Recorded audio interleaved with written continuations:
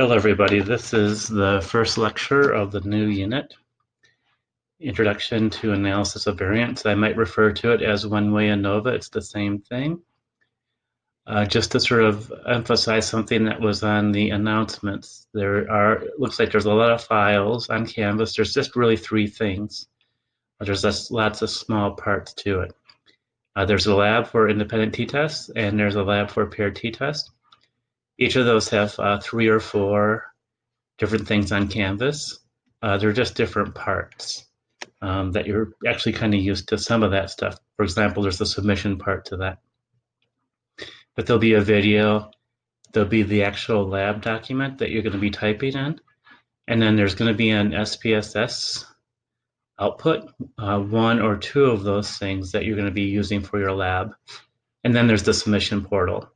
That will always be obvious in terms of having a date and points value on it. So let's go ahead and start with this lecture. And I'm going to try to lecture a little bit faster than normal in class, because if you want to go slower, you can always listen to parts over and over again if you want to. And if you want to just listen normal, it should go sort of at a good speed. And before I start this part, there is the PowerPoint for this. So if you want to watch this video and then have the PowerPoint open too, if you find that helpful, that's fine.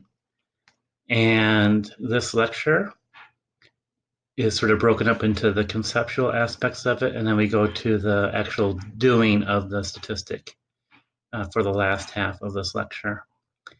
And the conceptual part is a bit redundant. That's sort of built in by me because the concepts may be seemingly a little bit difficult, but it's actually pretty easy if we water it down. But in this lecture and in the slides, I have built in some repetition to get those points down. If you have it down and you find it repetitious, you can always speed up the video. That's always an option.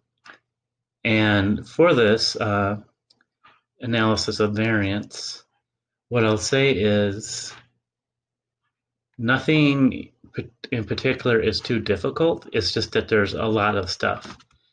So the t-test, if you thought the t-test took a while to calculate, this is probably 3 times as long, if not longer. But each of the parts are very simple. It's just a matter of understanding the notation and the equation and plugging in the right numbers. So there is quite a bit to do, but none of the parts are that difficult. So I think part of the key is to organize your notes in a way that you break down the parts in very easy procedures, and know when you're doing it is not to think too much in some ways. You don't have to overthink, you just have to sort of follow the procedure. And for the exam, you'll be allowed to use your notes for the problems. Definitely, even if we were in person, that would still be the case because there are a lot of formula. But I just want you to remember that no one formula is very complicated. It's just that there's a number of formulas we have to go through. So no part is very complicated. It's just that there's an increasing amount of parts in this statistic for analysis of variance. Sometimes we abbreviate this ANOVA, ANOVA. So it just sounds cool, I guess, ANOVA. So it's like AN from analysis, and then the O from of, and then VA for the variance. So again, some of this might seem difficult, but don't worry. It might just take some time for this to conceptually set in. That's why I have the repetition built up. And there are sort of repetition of the ideas in this conceptual part. When we get to the operational, we actually do the statistic. It's just that there's quite a few parts again, but no part is necessarily very difficult. It's just there's a lot of parts to it. And so we just completed t-test. So remember, with the t-test, we're comparing 2 things. So we're comparing 2 conditions. So if we have a between subjects, we have 2 separate groups. We're comparing 2 groups' means and asking whether those 2 group means are different. And we compare it to the standard error to see if they are different. And with the within subjects, it's the difference between two conditions. So each person gets measured twice on the DV, once for each condition. And then we ask within people, do they act differently in condition 1 versus condition 2? So obviously, there are situations where we want to look at more than two groups. So that's what we're doing now with analysis of variance. So let's think about looking at 3 or more groups. And let's start off with between subjects because that's a little bit easier. So let's say we have at least three separate groups. We have 3 levels of our IV. Let's say that we're doing the attraction thing again. And let's say that we have red as one group, green as another group, and blue as another group. So people in the red see somebody dressed in red, rate their attraction. People in the green group will see people dressed in green and they'll rate their attraction. And people in the blue group will see people in blue, dressed in blue, and they'll rate their attraction. So there's 3 separate groups in that case. So we want to ask whether those group means differ, because that's obviously a way of looking at the effect of the IV of color. Is red higher on attraction versus blue and green? So again, asking whether the IV has an effect, but in this case with 3 groups, not just 2, which we did with the t-test. So I just sort of mentioned this. So let's say we have an example here. Our DV is radians of attraction. Notice that the DV is interval, at least approximates interval. And the IV is, again, nominal. So we're looking at different categories. And here we have 3 different categories. We have red, blue, and green. So again, we wonder if red has a higher attraction radians versus the blue and green group. So when I teach this in person, I usually ask these questions, but try to answer these questions. I think it's better if you try to answer them. You can pause the video, try to answer them. That gets you thinking. That's probably a good thing to understand things a little bit more. So the big question I'm going to ask at first is, can we run three t-tests? Sorry about that. So can we run a t-test between red versus blue? Can we run another t-test red versus green? And then run another t-test blue versus green. Can we do this? Pause the video, answer this, and answer why or why not. Okay, hopefully you paused it. If you said yes, that's not what we should do. So if you said yes, we can't actually do that because our type 1 error would be increased. So if we use that alpha of 0.05, so we have a 5% chance of a type 1 error, where we say there's an effect for color when there really isn't. There would be 5% here for the first t-test, there'd be 5% here for the second, there'd be 5% in the third. So now we have a 15% chance of a type 1 error. So we really can't do this. So we have to think of another way. So we can also think about this sort of conceptually. Again, you might want to pause it if you want to try to answer these questions. I think it's better. We can also ask, sort of similarly, is that, okay, let's say that we have 3 groups. So we have red, green, and blue. And let's say that I don't necessarily know the means. I don't know the means. All I know is that there's 2 things I know. I know how much variance each group has, so within a group, so within the red group, I know how much variance and attraction people have. In the blue group, there's differences in attraction in the blue group, I know that. And the green group, so within the green group, I know how much people differ in terms of their attraction ratings. So within a group, I know how much people differ. And let's say I also know how much the groups vary from each other. So I know that one group's higher, one group's lower. I know how much they differ in general, those 3 groups, but I don't know the mean still. I just know how much they differ from each other. So I know these 2 things. I know how much people differ within each group. So that's something that has to do with just how people differ naturally. This has nothing to do with color. And let's say I know how much people differ because of the color, how much the groups differ, how much the groups vary in attraction. In this situation, can you tell if there's differences between the groups? And don't worry about which group's higher, which group's lower. Can you just tell if there's some difference? Again, pause. It'd be useful to pause this and answer this question. So if you're scratching your head still and you're not quite sure how to do this, let's think a little bit more specifically. So remember that we know two things. We know how much the groups differ, even if we don't know their means. And we know how much people differ within a group. So the variance between the groups is something to do with the color. If there's differences between the three groups, it has to probably do with color. And then the variance within a group, that has to do with how people just naturally vary, because everybody's seeing the same color, but they still differ in their attraction ratings. So it has nothing to do with color, it just has to do with differences in people. And let's take an example here. So actually, I've drawn out some things on PowerPoint. Let's look at the variance between groups. So again, variance between groups has to do with color. One way we could look at the variance between groups is we can take an overall mean. What's the overall mean? Well, if we just take everybody's attraction scores, everybody in all the groups, we just add those scores together, divide it by the number of people in our total study, that's the overall mean. And so I've drawn that here in the middle, labeled it here. Notice I don't give any numbers here. So variance between groups has to do with how much the groups differ from each other. And a good way of looking at that is how do they compare in terms of the overall mean. So I have the red up here. So the red group very likely could be higher than the overall mean. So I don't know exactly how much it is. I've intentionally not put a number here, but I know it's higher.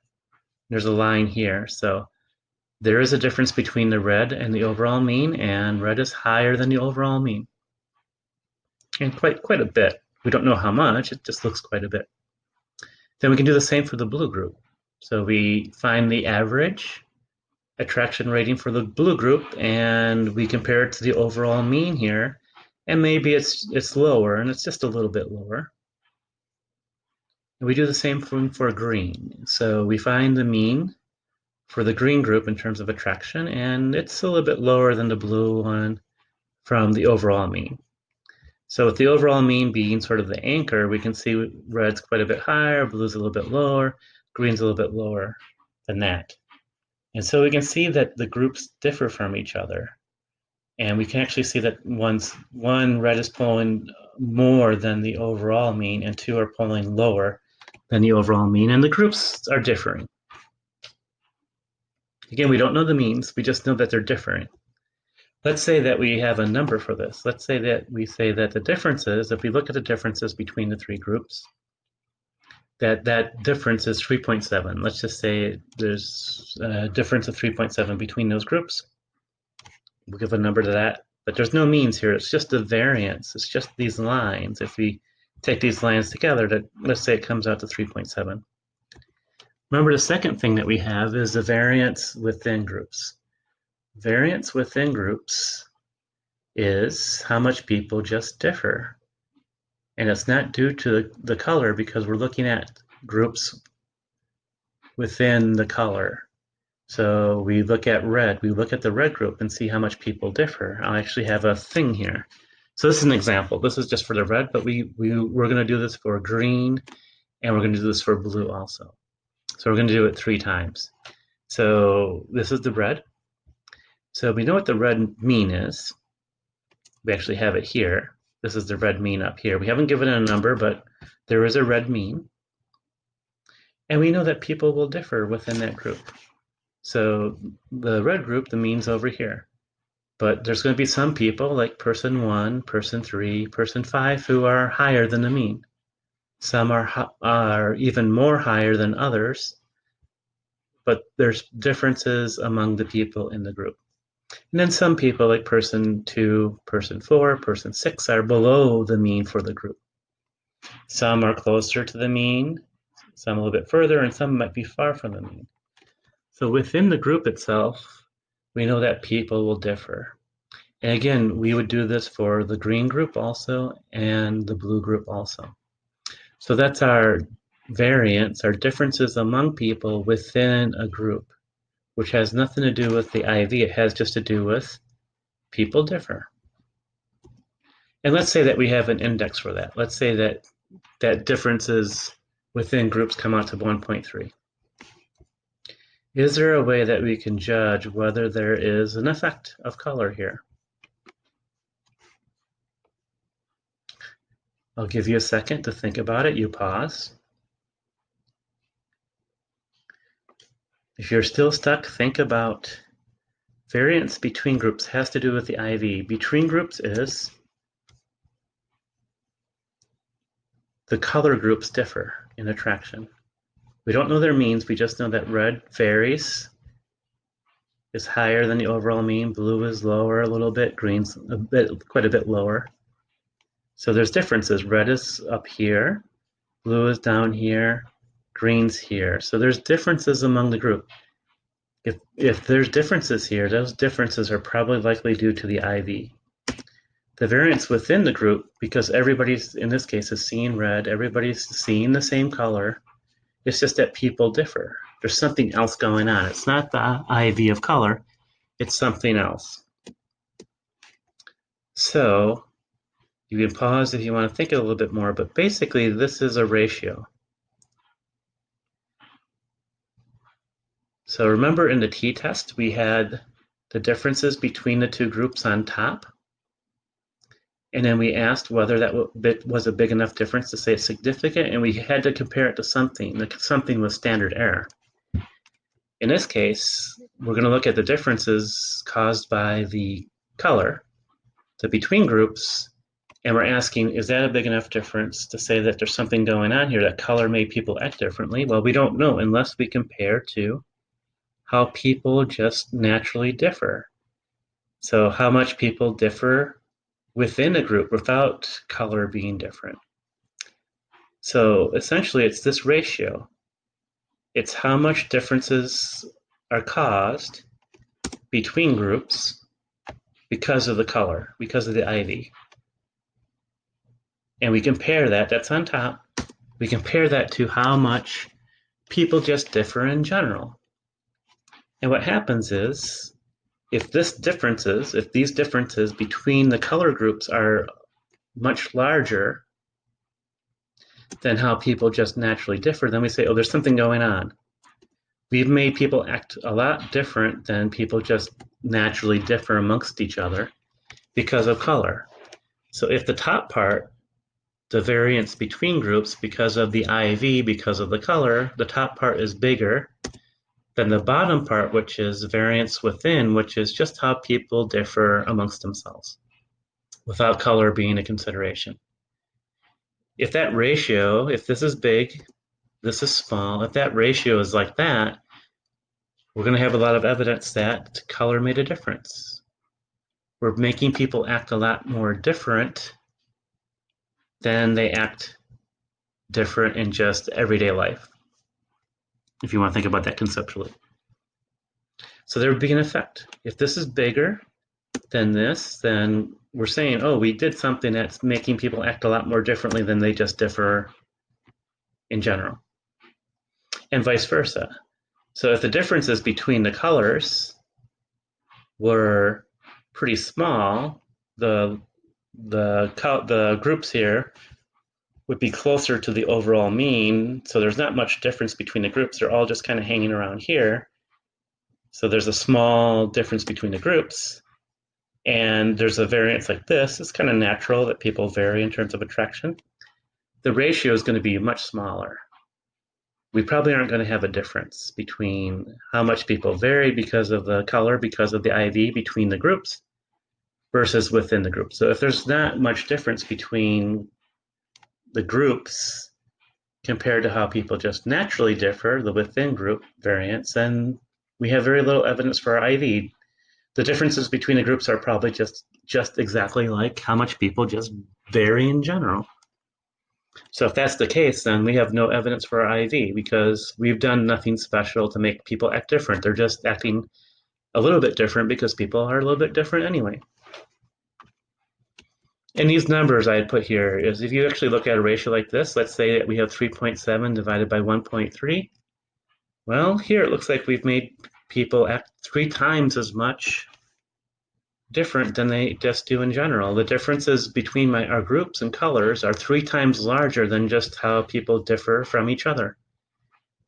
And if we have that, that's probably some pretty good evidence that, 3 times, I can make people act 3 times different than they just are actually different in everyday life. I've done something to increase the impact of IV. So hopefully you understand these conceptual things. We are going to go over this quite a bit conceptually, but we also will see it mathematically later on. So this is the ratio. The variance between groups, so the differences between our groups, which is due to the IV, at least conceptually.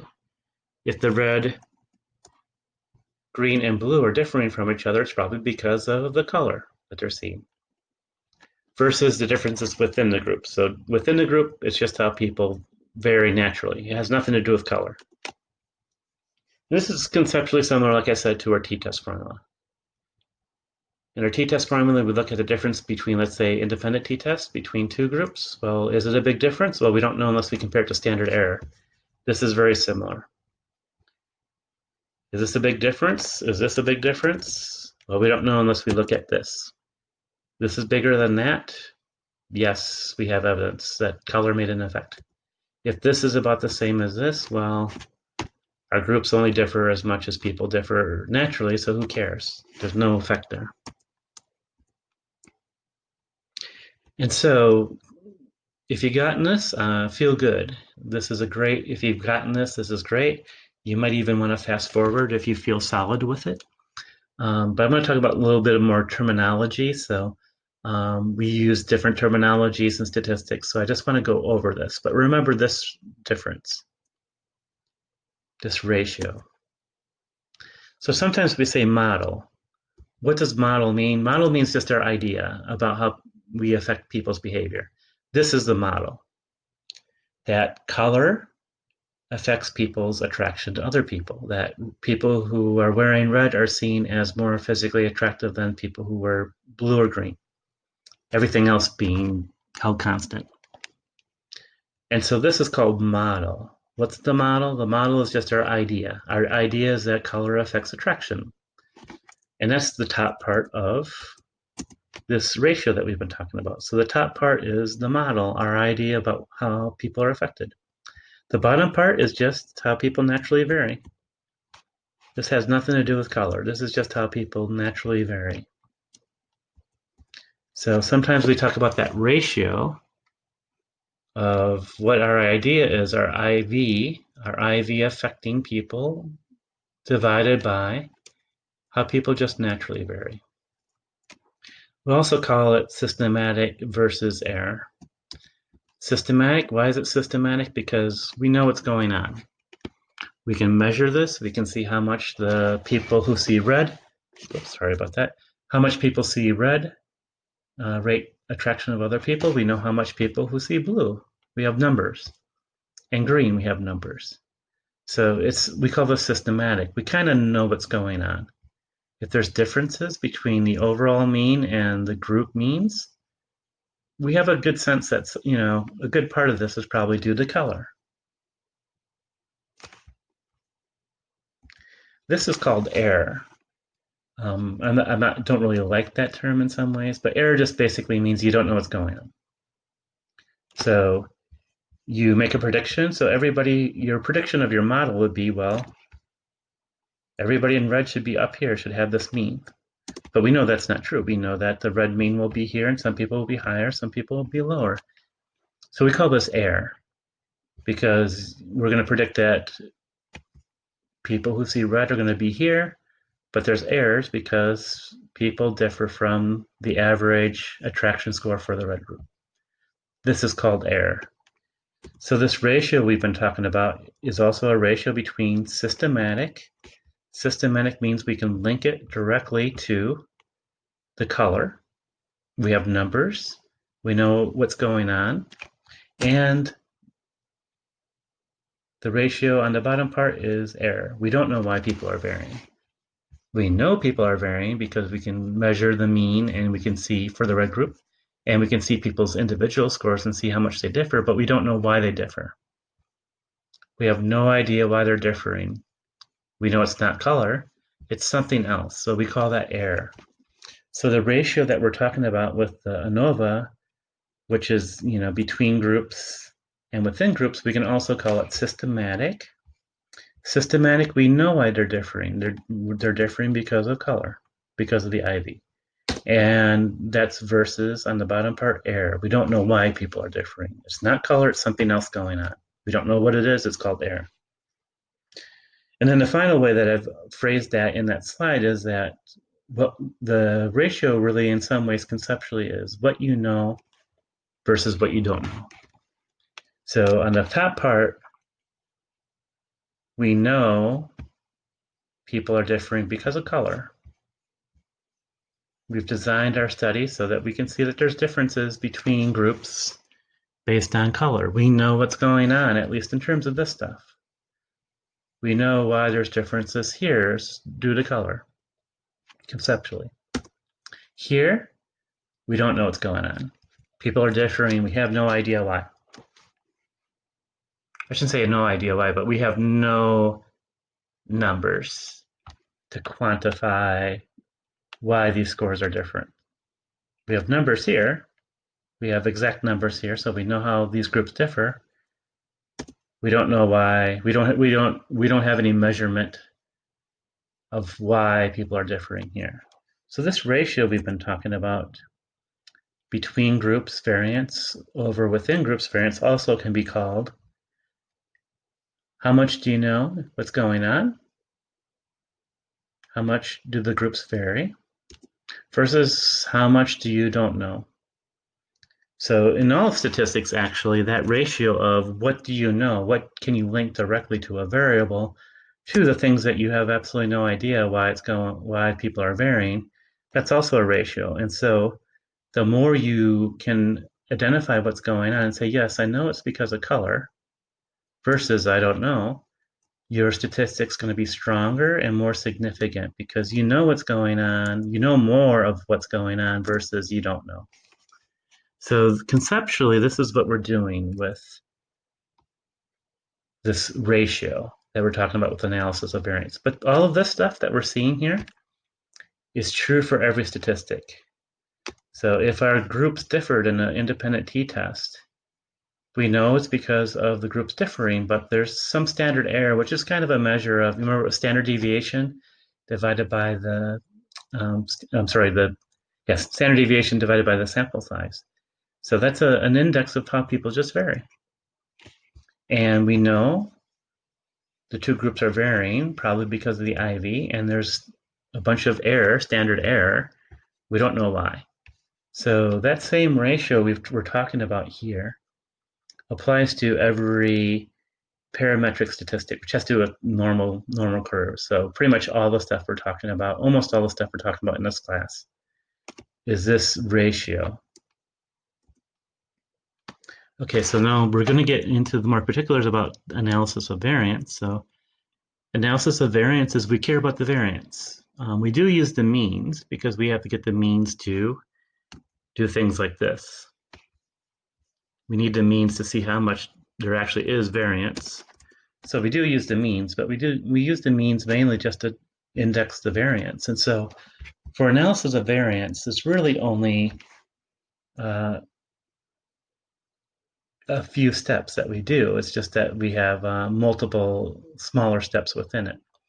So the big thing we're doing in analysis of variance is that we're partitioning the variance. What does that mean? That just means that we're identifying why people differ on their DVs.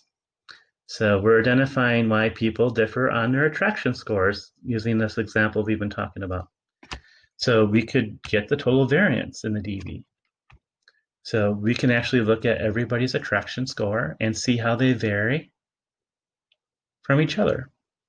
That would be the total variance in the DV. How much do people in our sample just vary on attraction? Who cares about the groups they're in? It's just everybody in a group in our sample. How much do they differ from each other?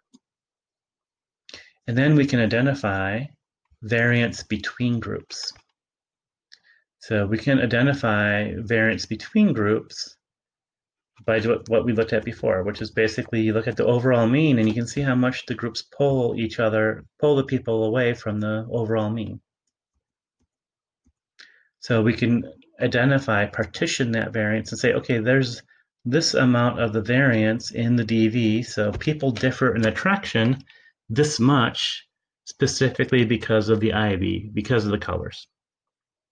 And then we have leftover stuff. So we know that people differ. But this is the part that we don't know why. So if you want to think about it conceptually, and actually mathematically too, we can easily do this. We can easily add up everybody's scores and get an overall average and look at every individual person and see how much people differ. We can get a standard deviation for everybody in the sample, regardless of group. That'd be very easy to do. And this is easy to do also. We can get the overall mean and then look at the group means, the mean for red, the mean for green, the mean for blue, and we can see how much difference there is between the groups from each other. Very easy to do. And then, so once we have done this mathematically, and we've done this mathematically, we could actually get this very easily. We can take this total variance, subtract the stuff that we know that's due to the between groups, due to the color, due to the IV. The leftover stuff is error. So take this minus this, and we have some leftover stuff as the error, which is the within group. So the error is we don't know why people are differing. So within a group, the red group, people differ from each other. We don't know why, because we have no measure of it. It's not due to color, it's due to something else that we don't know. So this is what we're doing in ANOVA, is that we're literally identifying all of the variance in our attraction ratings, regardless of group, everybody in our sample. How much does the group pull people apart? So looking at the group means, comparing them from each other, using the overall mean. And then the leftover part. So we're just simply doing these 3 steps. It's just that within each of these steps, we have, I think, 3 sub-steps. But none of this is mathematically very complicated when we get to it. So we're doing one-way ANOVA. So we've already talked about this with our example. So with a one-way ANOVA, we have a situation where we have a dependent variable that's quantitative, it has numbers. The numbers meaning something, we can actually add the numbers together, subtract them, etc. It approximates interval level. It's like our attraction ratings. Our attraction ratings, we get numbers and we can add, subtract those, no problem. They're at least approximating interval. Rate people from 1 to 10. So we don't get into the conceptual argument about whether there's ordinal and they're not equal intervals versus interval. We don't care. We just say approximates. There's numbers there, we can use them. And then the IV is between subjects. So between subjects, we treat this as nominal, but it could be ratio. So we could have a drug study with 0 milligrams, 5 milligrams versus 10. But the ANOVA analysis treats these things as categories, as nominal level variables. And the IV has to have 3 or more levels. If it's 2 levels, it should be, in this case, with the same situation, it should be an independent t-test. So if you're comparing 2 things, 2 levels, it's a t-test. If you're comparing 3 or more levels, it's an ANOVA.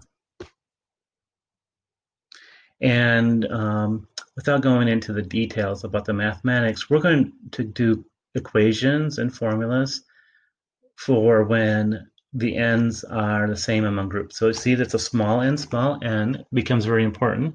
With ANOVAs, we need to pay attention to whether it's a big N. Big N is the total sample size for everybody in your study. Everybody across all groups. Small n is the sample size for the group itself. How many people are in red? How many people are in green? how many people are in blue. And so again, we're going to do examples where those are equal. Why? Because when they're not equal, it causes problems and it's more complicated. So there are adjustments that SPSS makes in the equations for when the ends, the small ends for the groups are different. But I'll tell you that's one of the downfalls and disadvantages of an ANOVA design is if your groups have substantially unequal sample sizes, the ANOVA doesn't work really well. The predictions can be off. We'll talk about this later when we talk about multiple regression, but for now, we're going to proceed with equal sample sizes among our groups because it simplifies things. And the ANOVA is what we call a protected test. Why do we call it protected test? Think it back when we were talking about earlier when I was asking you, can we do 3 independent t-tests? Red versus green, red versus blue, blue versus green. The answer was no, because you'd have 5% probability of a type 1 error plus 5% plus 5%. You'd end up with a 15% probability of a type 1 error, and that's not good. And so the F is called a protected test. So what it does is it does the overall analysis of the variance. So it doesn't care which groups differ. It just is asking, do the groups differ more than just people differ in general? And if that comes out to be significant, you can say, oh, there's something there. So go ahead and look at your groups. If it says it's not significant, you can't look at the groups. You can't go digging in and see if there's some differences because you're protected by the F. The F protects you from a false positive, a type 1 error, because it doesn't let you dig around into the small differences between groups if the overall test is not significant. That's what we mean by protected. It protects you from making a type 1 error. And so the ANOVA, our statistics actually called F. So F ratio is the thing we talked about, the between groups variance divided by the within groups variance. And so with a protected test, again, is if this ratio is large enough to say that something's going on, there's a difference between the groups. We don't know what which groups differ. We just know there's some difference there. It says we can go ahead and we can look for which groups differ. And we do this with post-hocs. We'll talk about that later. So if the F is significant, this ratio is large enough to say there's some difference between the groups. It says, go ahead, now you can look at the small little differences between each of the groups. So you can look at red, green, red, blue, and blue, green to see which groups differ now. Because we know that we're protected because the F says something's going on. If this is not significant, so if this ratio comes out to be small, we can't go digging around at the differences between the different groups. We can't look at red, green, red, blue, blue, green, and say, hey, there's something here, there's a difference here. You can't do that because you're violating this protection of making a type 1 error.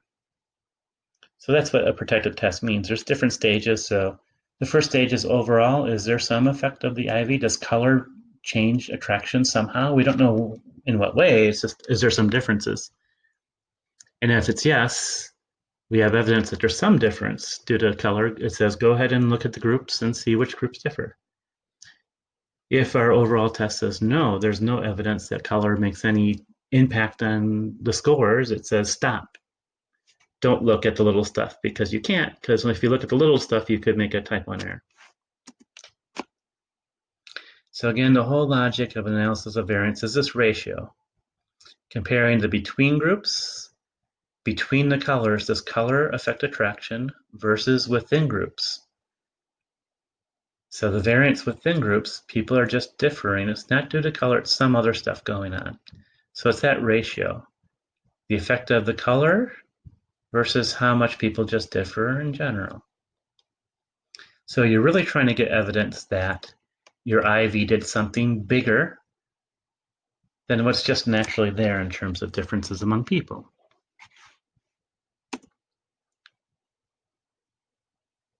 So this next part I have to go over because it's in the textbook. I don't want it to confuse you, but you do have to kind of know this stuff mathematically. So the between groups variance, we know that there's two things. We know that between groups, people differ because of the colors. The IV is having an impact. But we also know that there's some error going on. We know that some of those differences might just be people differ in general, and some of that might be showing up in our groups. So the between group variability is the effect of the IV, plus there's some errors. We're not perfect, we're going to make some errors. The good thing is that the within group variability is an estimate of sampling error. Should make some sense, right? When we did the t-test, what was on the bottom of the t-test? The bottom of the t-test was standard error. Bottom of this, of the F of the ANOVA, is error. So what's good is that although we know that there's some error in our between groups variability, that same error is showing up in our within groups. So they equalize. So whatever errors there are, it's going to show up in the between group. It's also going to show up in the within group. So I'm just going to jump to what's coming later is that would be equal to 1. So whatever our error is, let's say we have an error of 3.5.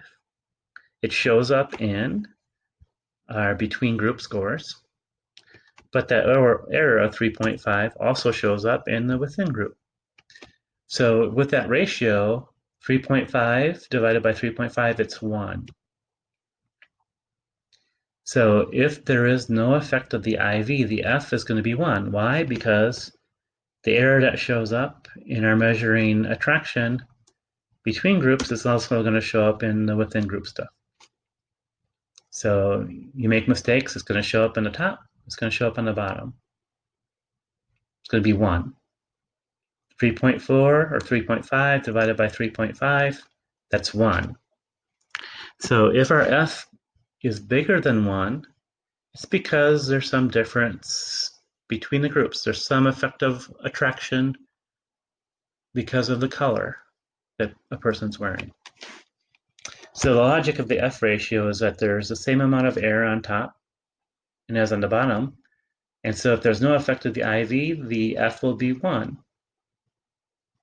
If the F is substantially greater than 1, it's because the effect of the color on attraction, the effect of the IV on the DV is pulling the top part farther along. It's higher. It's higher because of this. Because this divided by error is 1. So if F is greater than 1, it's because this is big. The effect of the IV is big.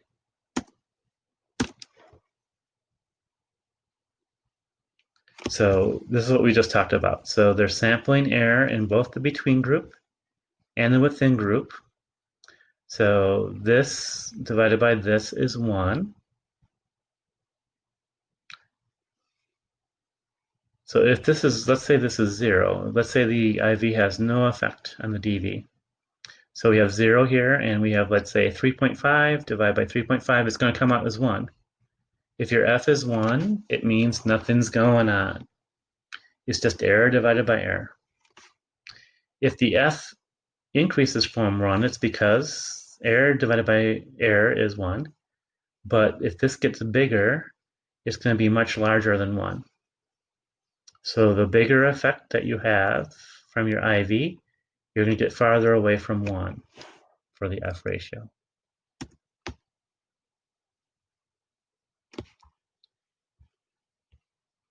So this is just a repeat of that. Okay, we're getting towards going away from the conceptual stuff and moving towards calculations. So remember that our logic is that we're partitioning the variance. So we're finding how much people differ overall.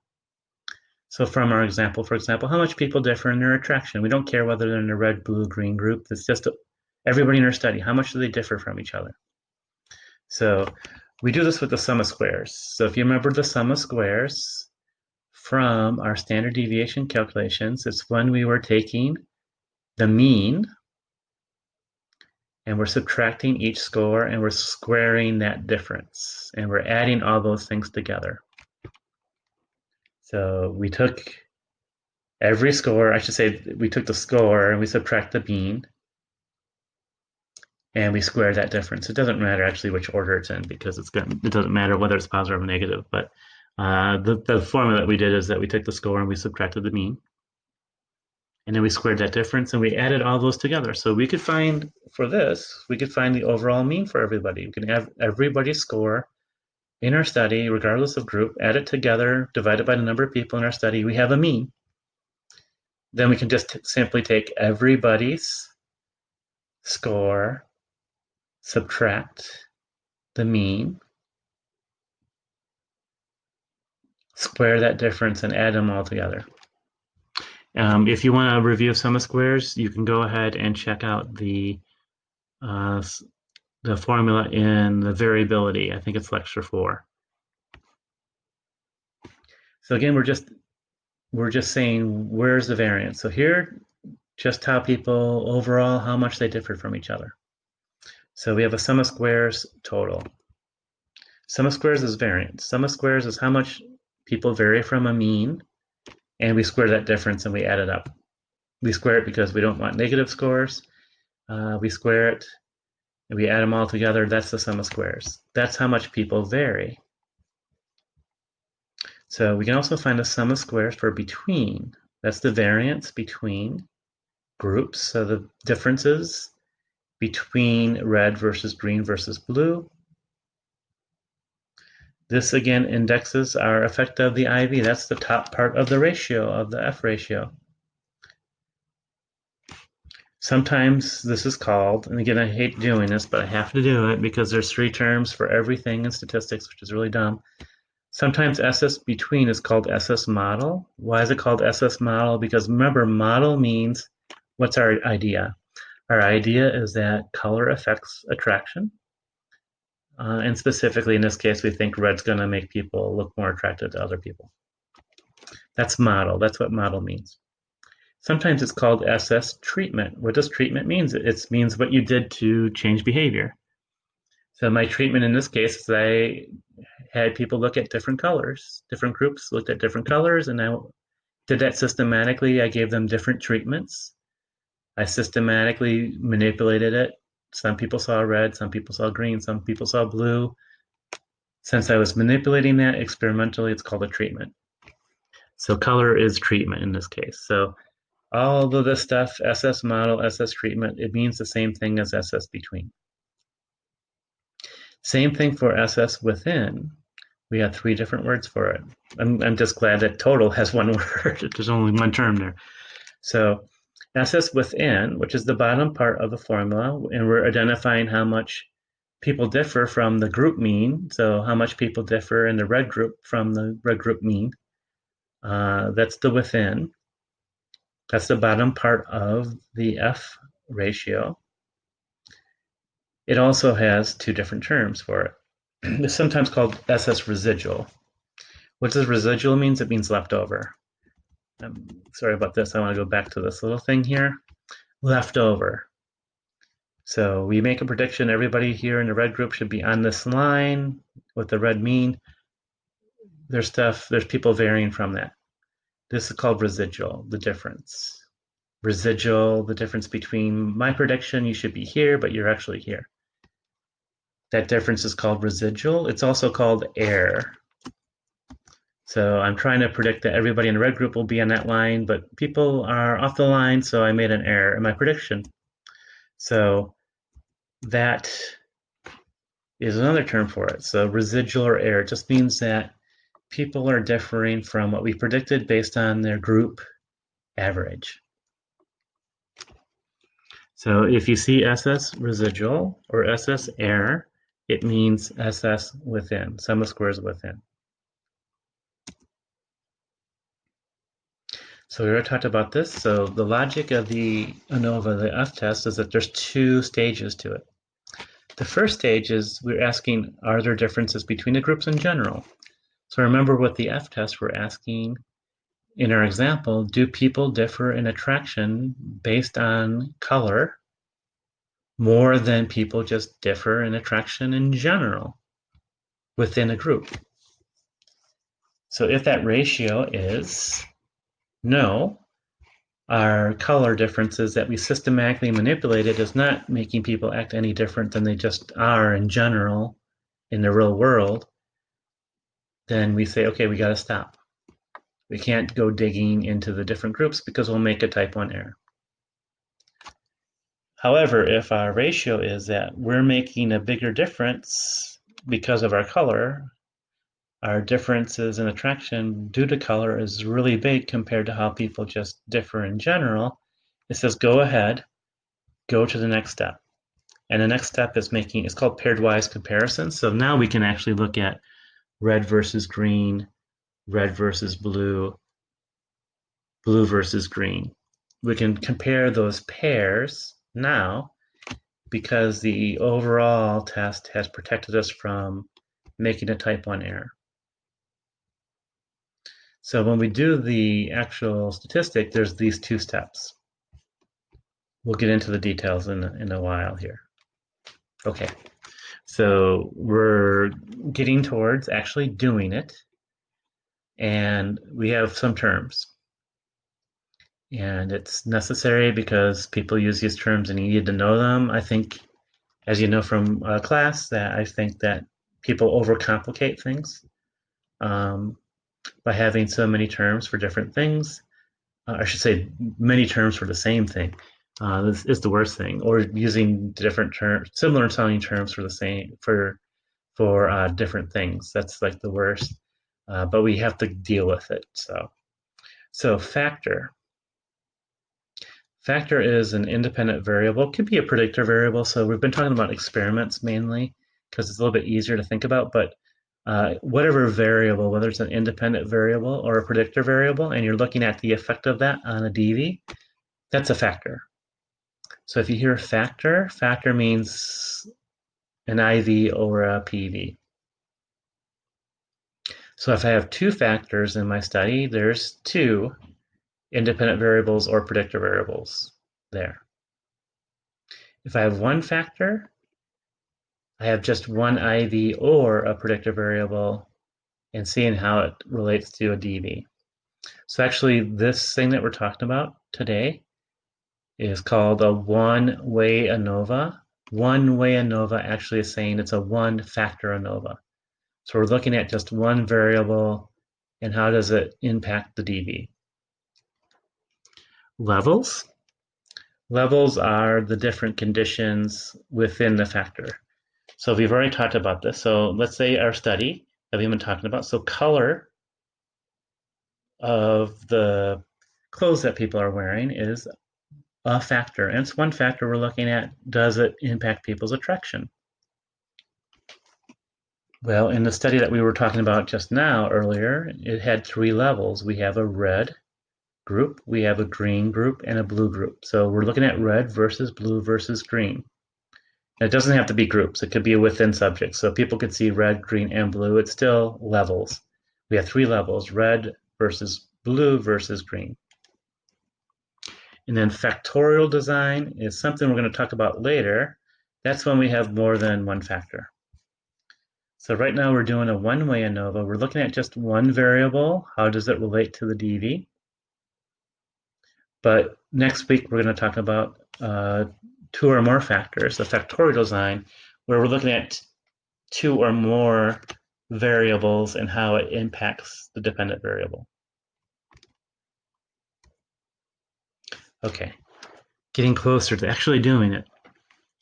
So our null hypothesis, which you do not have to state anymore. So I repeat that.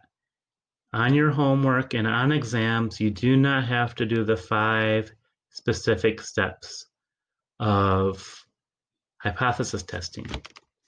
You already know that stuff, for one, and for two, it gets kind of stupid in some ways. I mean, yes, the null hypothesis is that the mean of the three groups are equal.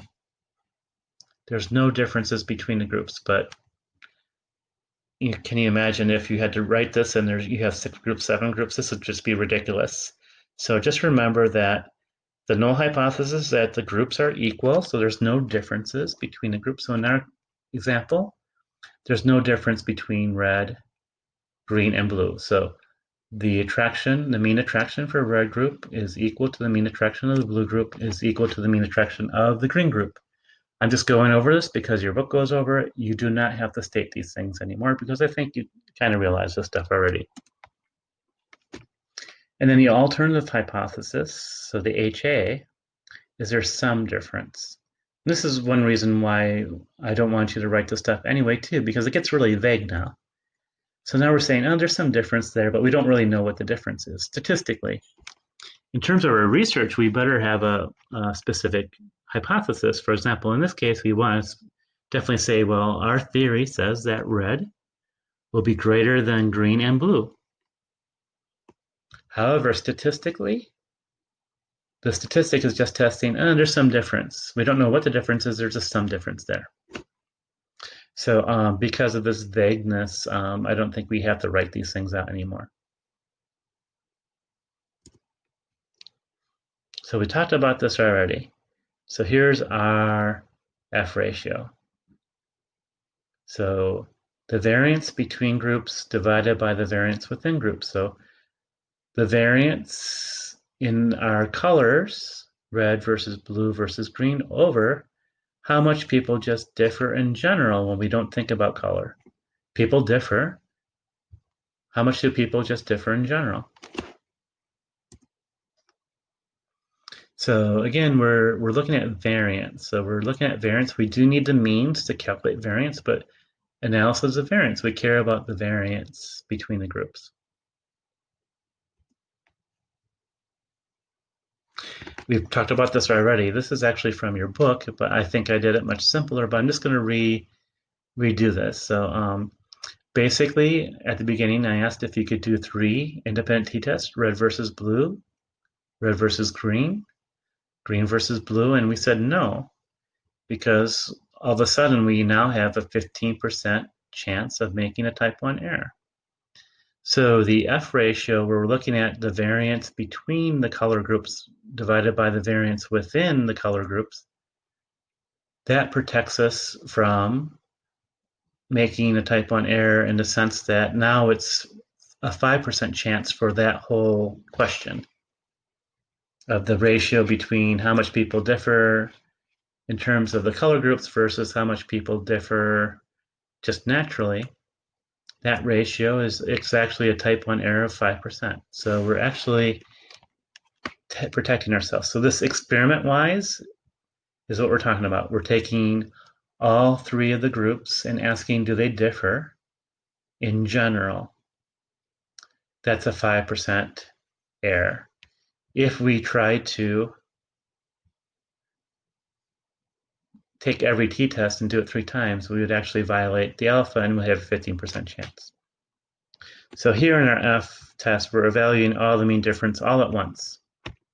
So we throw all the mean differences thrown into one F test, so we don't make a type 1 error by taking the pieces and doing all the pieces separately.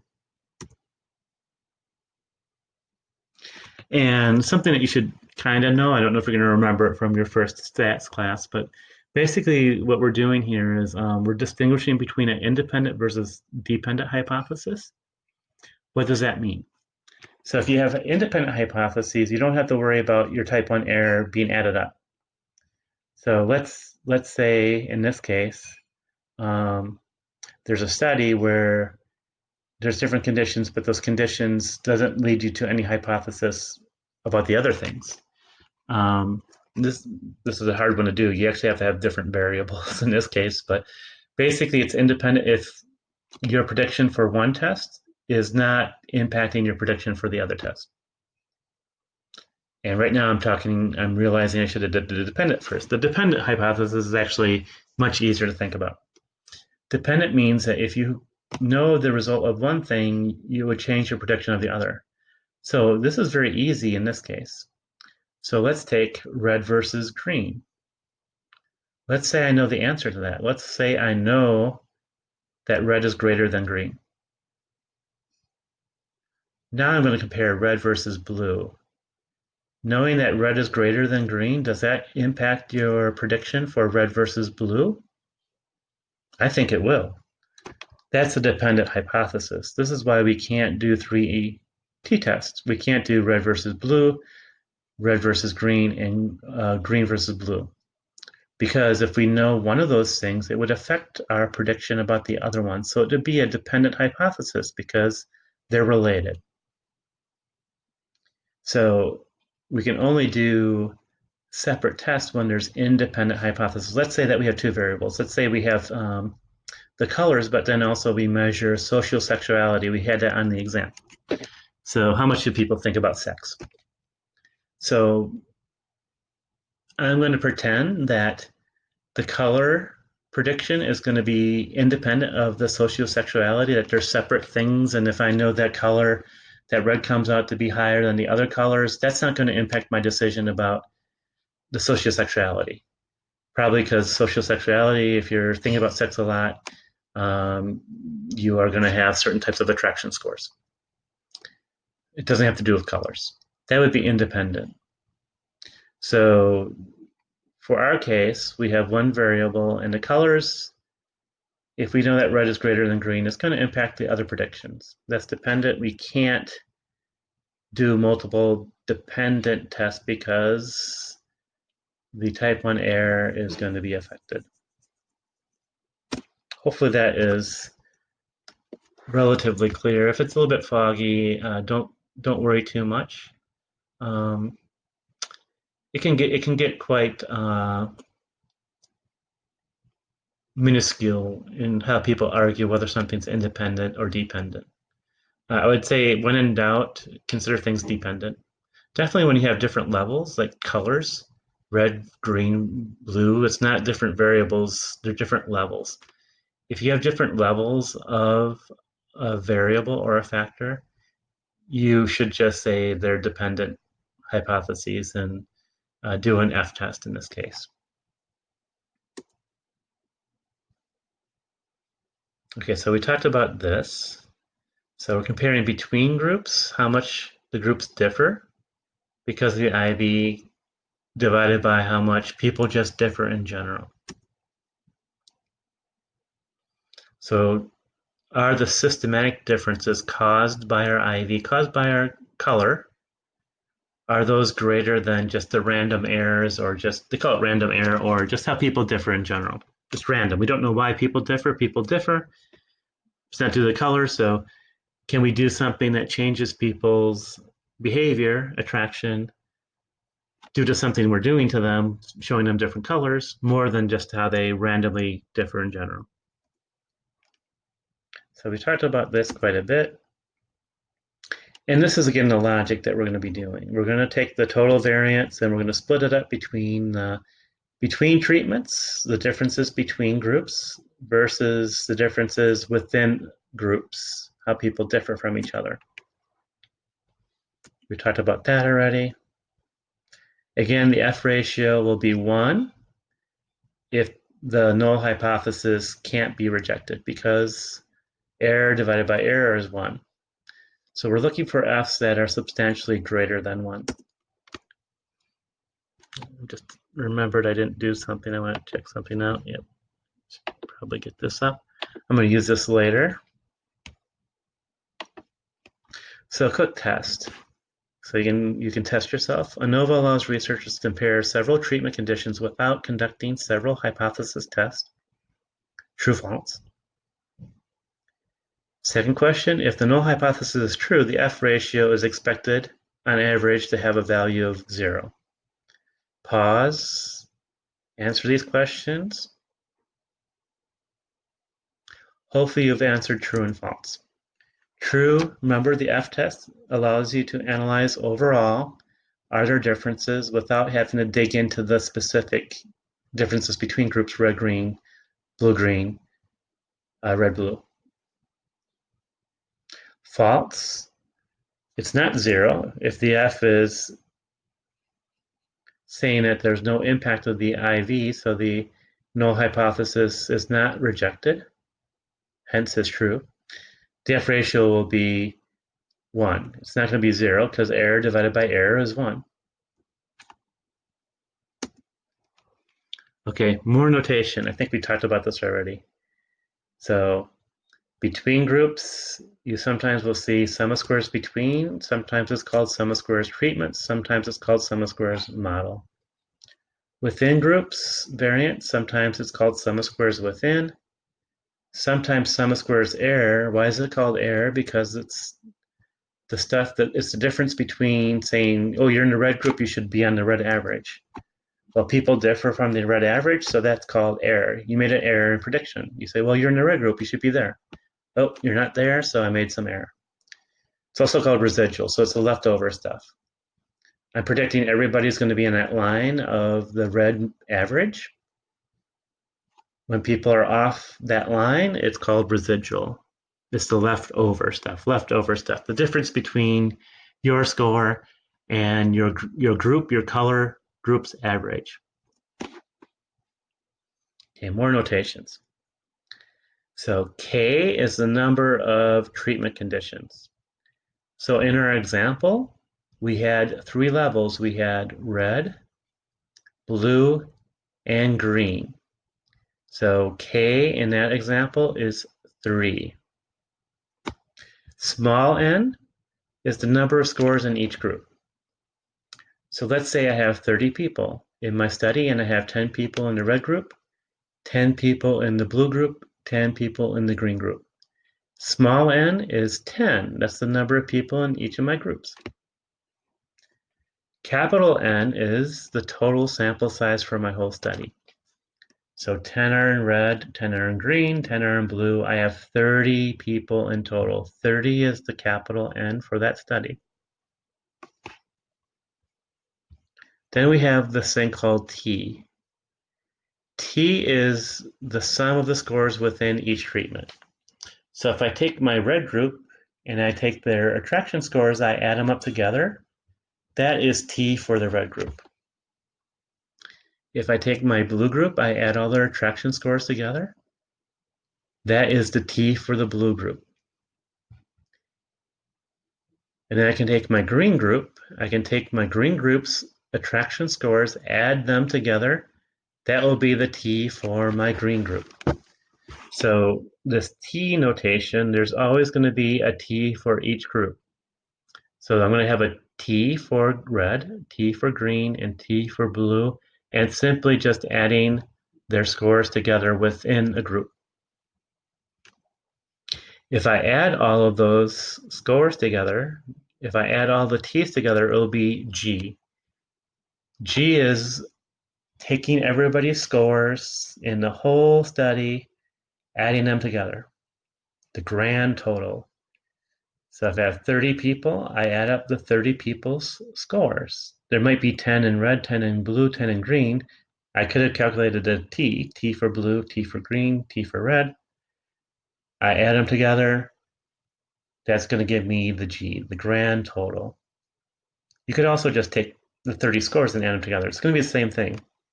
It's just adding everybody's score together. Everybody in your study, regardless of the group. I just want to note on the bottom here is that there's no universally accepted notation for ANOVA. So if you start looking online for other sources for this material, they might use different symbols. So I'm going to use these symbols because this is what's in the textbook. But do know if you look at other materials, the notation, the symbols may be different. Okay, so remember I said that there are various steps here. None of the steps are complicated, it's just that there's a number of them. So this thing, I'd actually would inverse this table if I could. I'm doing this now, I guess verbally. It's best to think about the bottom first.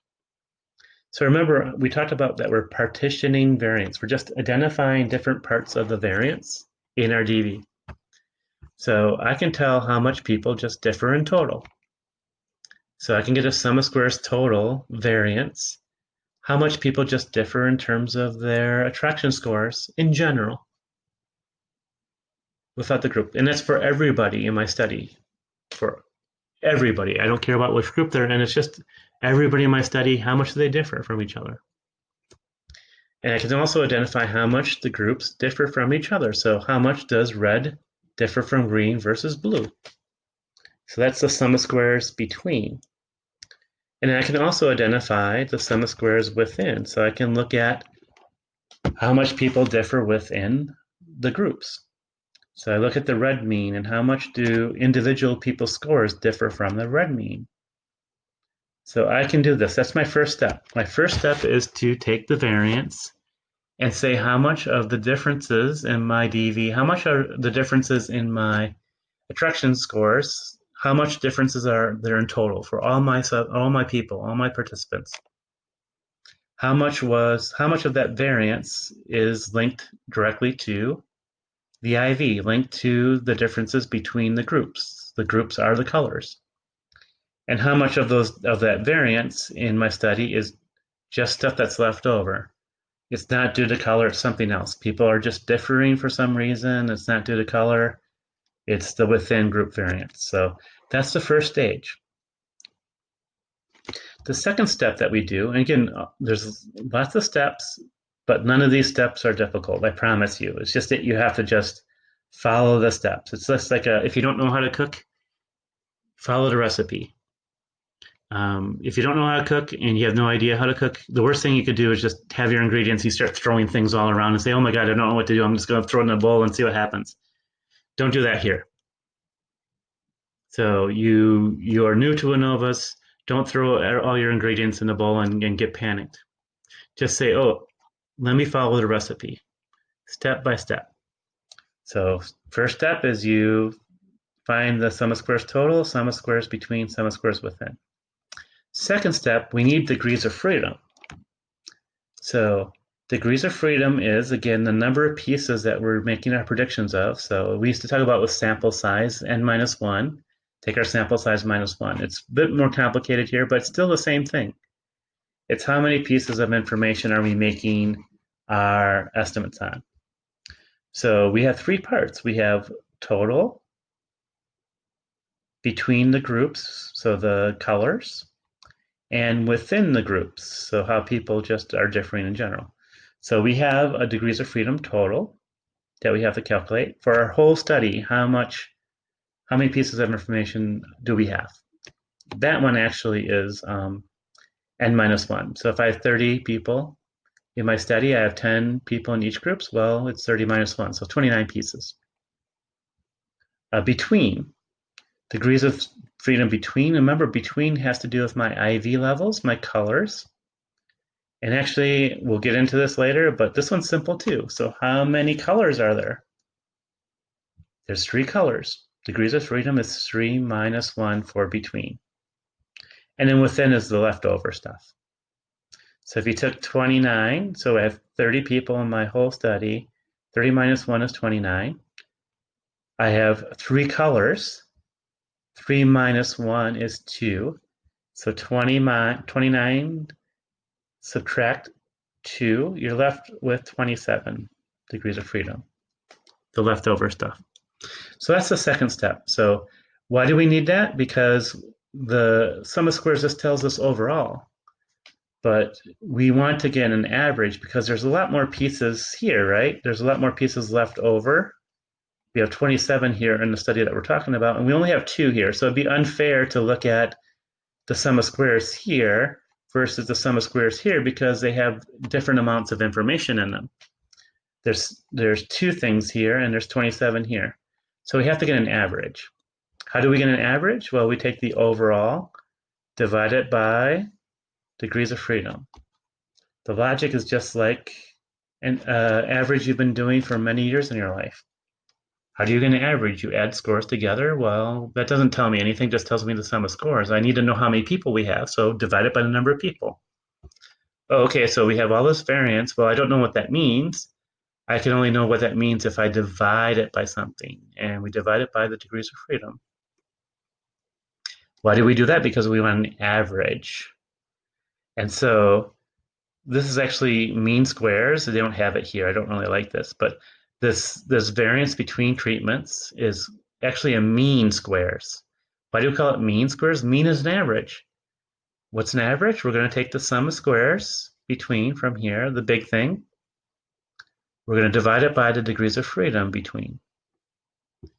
We're also going to take mean squares. Whoops, sorry about that. Mean squares of within.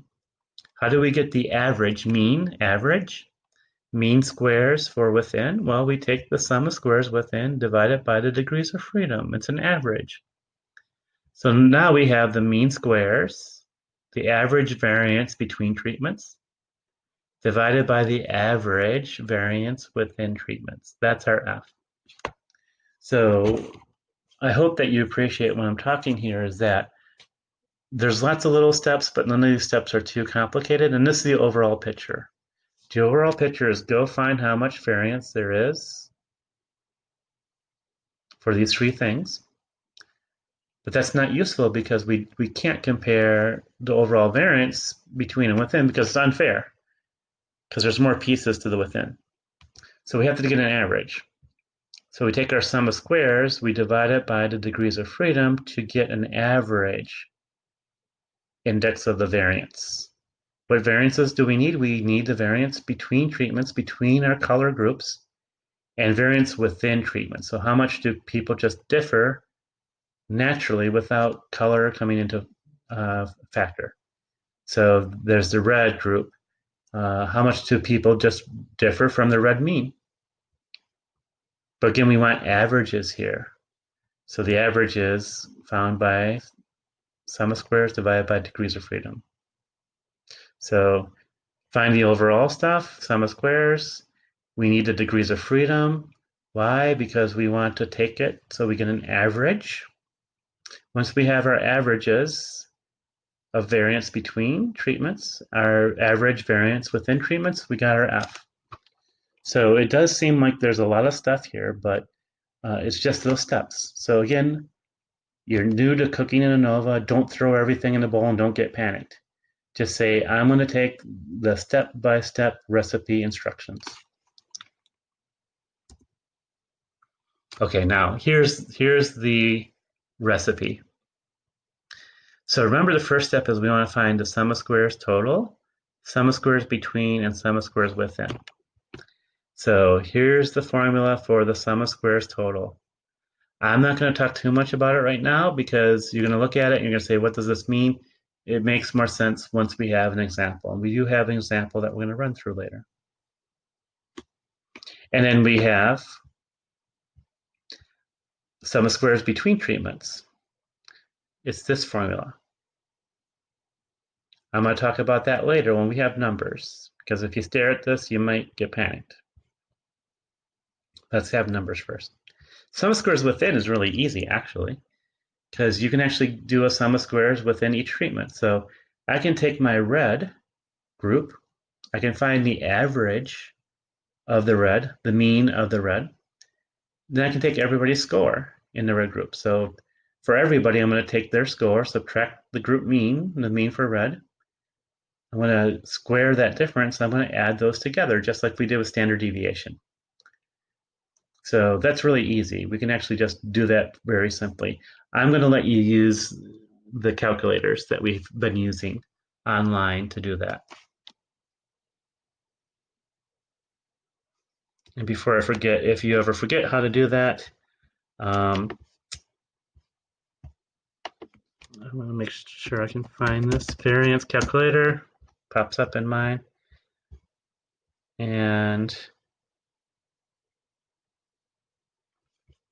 I think it's one of the first links, yep.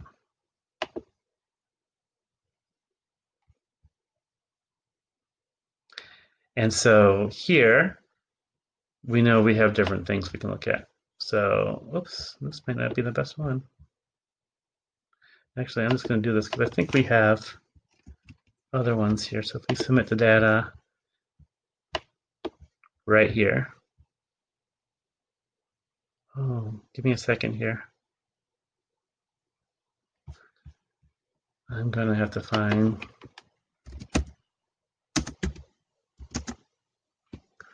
squares calculator.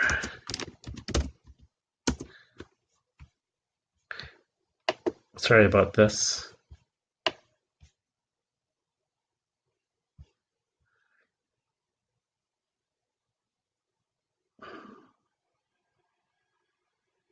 You can use this one if you want to. You can take a screenshot of this and you can use this calculator. That should work. I might have a link in a lecture. I have to figure that out in a second. But you can use a calculator for that. You don't need to do it by hand. So here's the formulas. Again, they're not going to make sense until we actually do something. And so I'm going to skip this figure because I think at this point in time, the conceptual stuff is maybe getting a bit fuzzy, and it might be good just to continue on to the formulas. That's my sense. So I'm just going to do that. Degrees of freedom, here's the formula. We actually talked about this before. So if I took that study that we're just talking about, that we have 30 people, 10 in each group, the red, green, blue group, the overall degrees of freedom, the total degrees of freedom would be 30 people n minus 1, 29. And then the between treatments, we have 3 colors, red, green, blue. We have 3 groups, 3 minus 1. So degrees of freedom between would be 2. We could find the degrees of freedom within if we wanted just simply to take 29 minus 2, that'd be 27. You can also find it here. 30 would be n minus 3 is 27. Same thing. These formulas are pretty easy. And then all this is saying is once you find the sum of squares between and degrees of freedom between, you can find the mean squares, the average. Mean squares, average, variance. Average variance, sum of squares divided by degrees of freedom. And we need 2. We need the between and the within. So within, we take sum of squares within, divided by degrees of freedom within. We get the mean, the average variance within. We plug it in here, and that's our final answer of the F. So it's actually really not that bad. Nothing's really super complicated. It's just that there's different steps to do it. And so let's talk about this real quickly. So when we're doing our results for our ANOVAs, we want to add something. We want to add a table. So this is called a summary table. And this is really a quick way of summarizing your ANOVAs. So remember, in our one-way ANOVAs, we have 3 sources of variance. We have between treatments, between our color groups. Our IV color is right here between groups. And then we have a within groups variance, which is within a group, how much do people differ from the group average? And then we have an overall. So how much do people just differ on attraction overall? And so these are our steps. The first step in doing ANOVA is sum of squares, finding out the sum of squares. Sum of squares between, sum of squares within, sum of squares total. We just put it there. Notice they add up together. Between plus within equals total. Degrees of freedom is our next step. We have to find the degrees of freedom for between, degrees of freedom for within, degrees of freedom total. Between plus within equals total. Then our F calculation. So we need the mean squares, the average. The average variance is sum of squares divided by degrees of freedom. 40 divided by 2 is 20. That's the average variance, mean squares, between treatments. Average variance average variance mean square for within, sum of squares divided by degrees of freedom equals average. 20 divided by 10 is 2. We don't do a mean squares for total. We could, I mean, the numbers are here. We don't do it because nobody cares. We don't use it for the F, so don't do it. And then our F goes here. Why does it go here? Because I think it's just trying to indicate that the treatment, the IV, the colors, this is the effect it's having. So to get the F, we take mean squares the average variance for between, divided by mean squares average variance for within. 20 divided by 2 is 10. It's probably significant. They didn't put it as significant, but we'll get into that later, how you should do that. So all our steps are here. First thing we do is find the sum of squares. They should add up together. Between plus within equals total. Find your degrees of freedom. Between plus within equals total. Once you have that, then we can get the average, the mean variance, mean squares, for between. Sum of squares divided by degrees of freedom equals the average, mean square. Within treatments, sum of squares divided by degrees of freedom, the average variance, mean squares. We have the average variance for between versus average variance for within. 20 divided by 2, that's the F ratio. Okay, let's actually do some numbers. So here's some data, and you might want to copy these down perhaps to help and maybe work through the problem as I work through it. This might be very helpful. So let's say that we have a drug, and this drug we think is going to lead to happier people, more positive affect, so positive emotion. So we have a placebo group, so some group that doesn't get the drug, it's a placebo. They take something, they think it's the drug, but there's no medicine in it. Then we have a low dose, so a lower milligrams dosage, and then we have a higher dose. And the DV is positive affect. So these are scores of positive emotions, with higher scores meaning higher positive emotion. Low scores would mean lower positive emotion. And these are groups. This is a group. There's 5 different people in this group. There's 5 other people here, and then 5 other people in this group. So we have a DV that is approximating interval level. We have a rating of positive affect. Let's say it's from 1 to 10. And then we have, although this might be interval, we're going to treat it as nominal. We're going to treat this as a category of placebo people, a category of low dose people, and a category of high dose people. So we can do ANOVAs here. And it's between subjects. These are different people in different groups, so we can do a one-way ANOVA. Okay, so my recommendation is the first step of your one-way, and I actually have a sample problem that you'll do later, and I do it slightly different, but all the elements are there. I just have it in a slightly different order in the other one. But here's what I recommend doing. Remember, follow the recipe. Don't look at these things and say, oh my God, I'm supposed to throw all the ingredients all in at once and bake a cake? No, you're not supposed to. You're supposed to follow the steps. Step number 1, I would square each score. So remember our scores here are 3, 2, 1, 1, 1, 4. 3 times 3 is 9. 2 times 2 is 4. 1 times 1 is 1, etc. 4 times 4 is 16. So here you can do it in different ways. I do it in a slightly different way in the next problem, but I would square each score. Make sure that's very clear. So 7 times 7 is 49. 5 times 5 is 25. So square each score.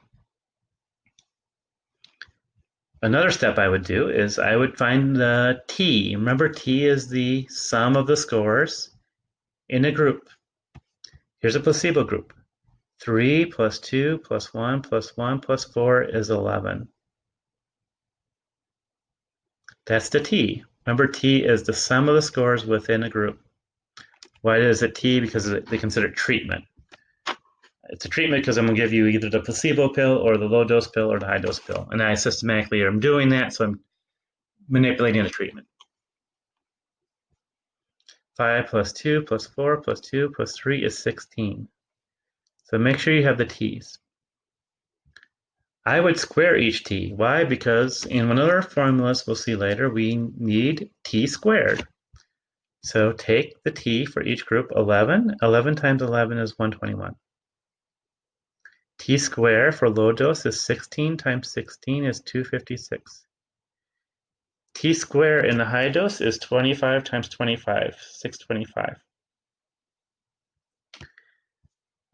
So now we have T and T squared. I have my T, so I can get a group mean. So why do I need group means? Because I need to report that in my results.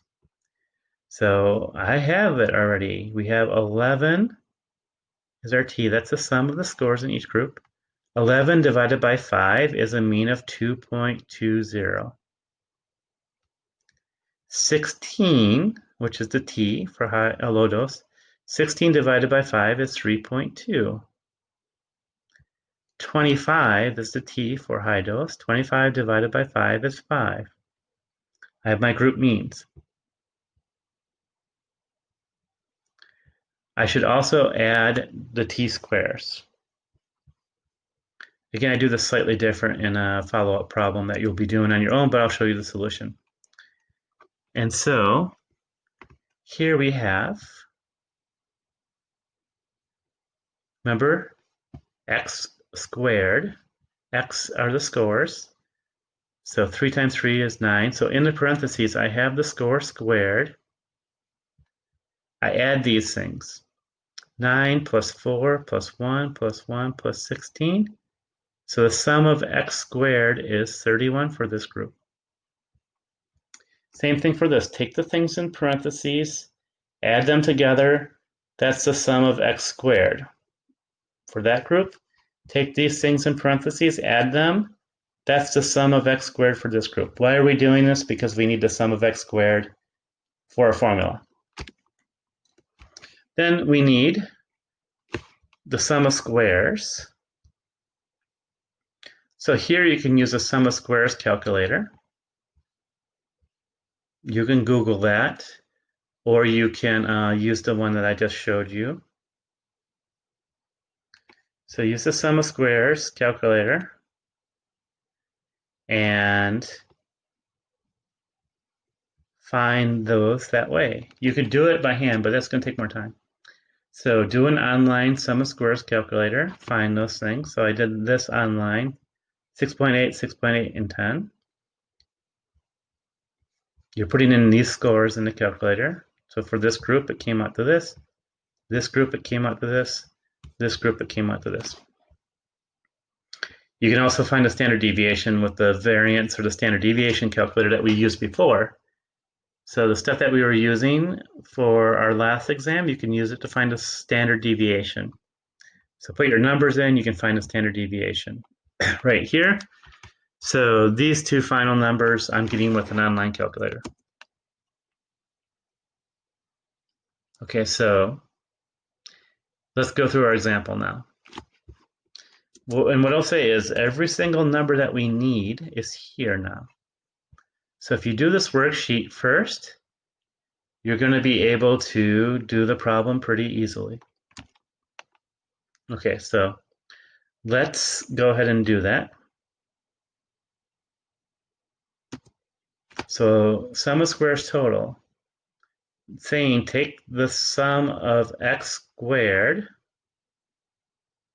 that's telling you square each score and add them, minus g squared. Remember, g is the sum of the scores for everybody in your study, and then you square that total.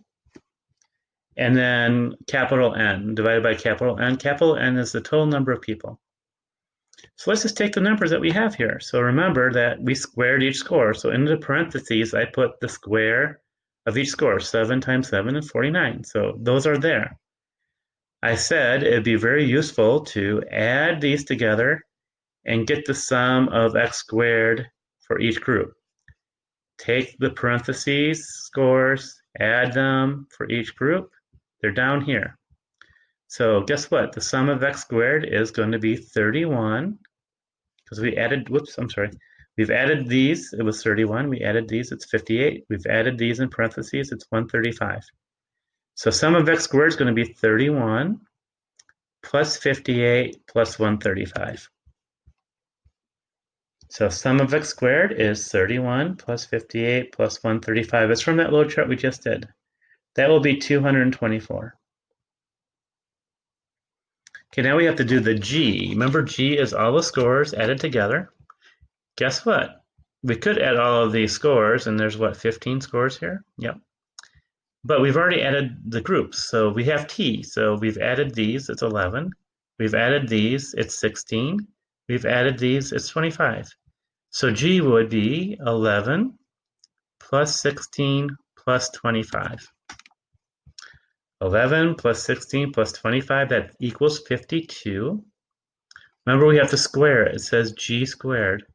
52 times 52 is 2,704. Now we can solve the formula. X squared, sum of x squared is 224. 224 minus, sorry about that, sometimes when I hit stuff, 224 minus g squared over n. G squared is 2,704. So I put in parentheses just to make it simple. So g squared over n. G squared 2,704 divided by n. We had three groups. We have three groups of 5 people. There's 15 people in our study. Capital N is 15. So if we take, and I can do this real quickly. Remember your order of operations. Don't forget to first do the numbers aren't left. 2,704 divided by 15 equals that. If we subtract 224, it'll come out negative, but that's okay. So it's 4373. 4373 is our sum of squares total. So 224 minus this 2704 divided by 15. 4373 is the sum of squares total. So you can see, as long as you did this little chart, it's very easy to just fill in the stuff. So this is what I'm saying. Yes, there's a lot of steps and there's lots of little bits, but don't say, oh my gosh, there's so much stuff. Now, yes, there is so much stuff, but just say, oh my God, I have to go A, B, C, D, E, F, G through the different steps. None of the steps are too hard. It's just that there's quite a few steps. So that's our total variance. So that's the total variance in positive affect, positive emotion scores in our sample in total. We have to then figure out the variance within groups. So within our groups there, people differ. You know, there's a group mean of here, 2.2. Well, nobody's really on that line. Some people are higher on positive effects, some people are lower. So we have to figure out within the group, without thinking about the medicine, how much do people vary on their positive affect. That's what this is. This is the simplest one. The sum of squares within is just simply the sum of squares for each of your treatments added together. We have that here. So we took these scores, we figured out the sum of squares was 6.8 with our online calculator. We took these scores, the sum of squares was 6.8, online calculator. Same thing for these scores, online calculator, sum of squares was 10. We simply, for our sum of squares within, we just take 6.8 plus 6.8 plus 10. Very easy. So our sum of squares within is 23.6. Then the last thing we have to do in terms of sum of squares, we have to think about sum of squares between. Between treatments is the treatment of the drug, the placebo versus low dose versus high dose. This is the formula. This ratio, t squared, remember t was the sum of the scores within each group, squared, divided by the number of people in that group. So we have 3 groups in this case, so for every group we do this. For every group we figure out their sum of their scores, we square that, and we divide it by the number of people in the group. We do that 3 times, we have 3 groups. We're going to add those together. And we subtract g squared divided by capital N, which should look familiar. G squared divided by capital N, We've already done that for the sum of squares total. Okay, let's go back to our table. So each group has a t. T is the sum of the scores. So we have, this adds up to 11, this adds up to 16, this adds up to 25. And we even squared it. So 11 squared is 121, 16 squared is 256, 25 squared is 625. Sorry about that. So our t's were 11, 16, 25. 11 squared is 121, 16 squared is 256, 25 squared is 625. We have 5 people in each group. 1, 2, 3, 4, 5 scores. Small n is 5. So we have to take, for each group, their t squared. 11 times 11, 121. 16 times 16 is 256. 25 times 25 is 625. For each of those groups, we have to divide that t squared by the number of people in the group. 121 divided by 5. 256 divided by 5. 625 divided by 5. In your order of operations, make sure that you divide these first before adding them together.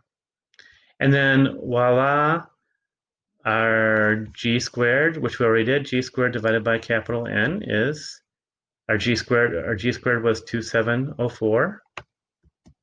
See, 2704. Divided by 15 people, capital N, 15 people in our whole study. So divide these first. So 121 divided by 5 is 24.2.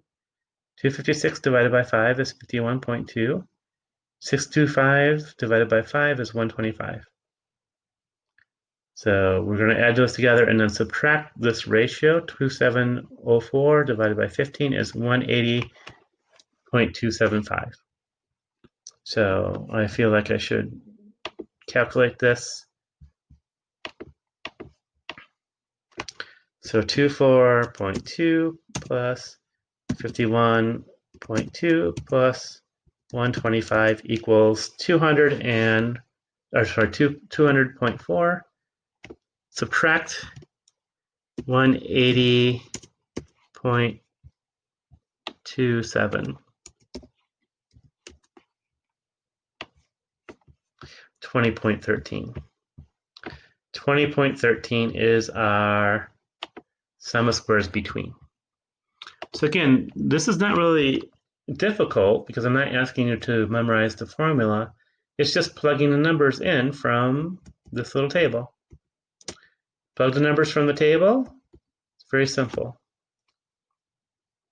So now we have our 3 sum of squares. Sum of squares total, sum of squares within, sum of squares between.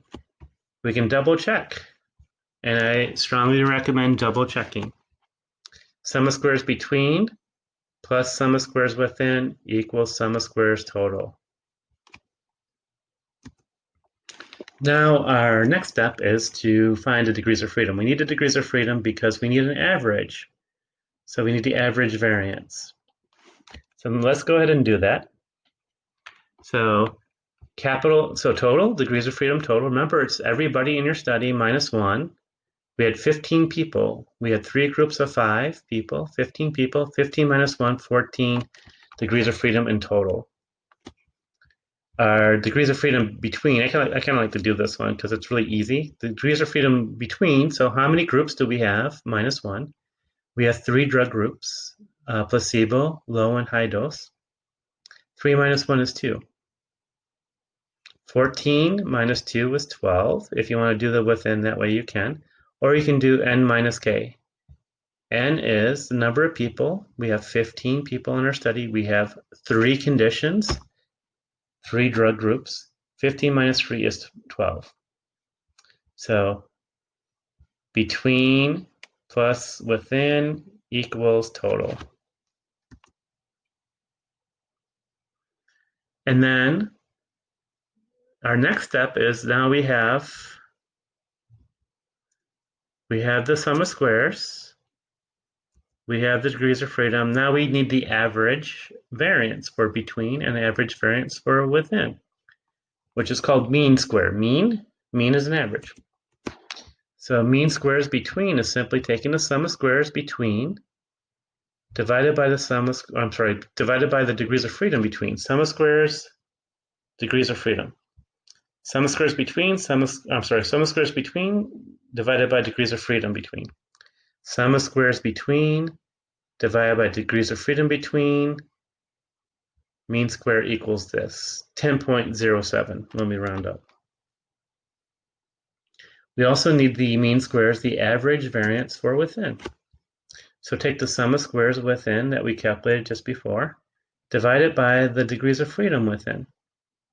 Sum of squares within divided by degrees of freedom within. Our average variance for within, our mean squares within, is 1.97. Now we're at the end. We can, well, I shouldn't say at the end, we have some other things to do, but at the end of the F's. So we have the mean squares, average variance between, mean squares, average variance within. We just calculated those right here. 1, 2.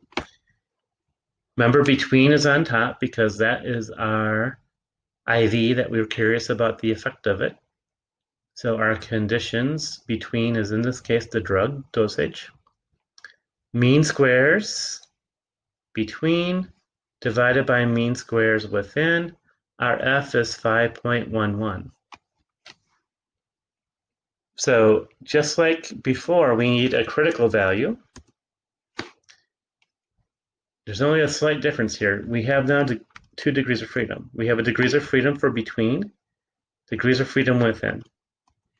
Degrees of freedom between, which is the numerator at the top, is 2. 3 conditions minus 2, or 3 conditions minus 1 is 2. Then we have our denominator, the bottom part, the within. Within degrees of freedom was 12. We had 14 total degrees of freedom. 14 minus 2 is 12. So go to this table here. Just like I am doing, you can simply cut and paste it.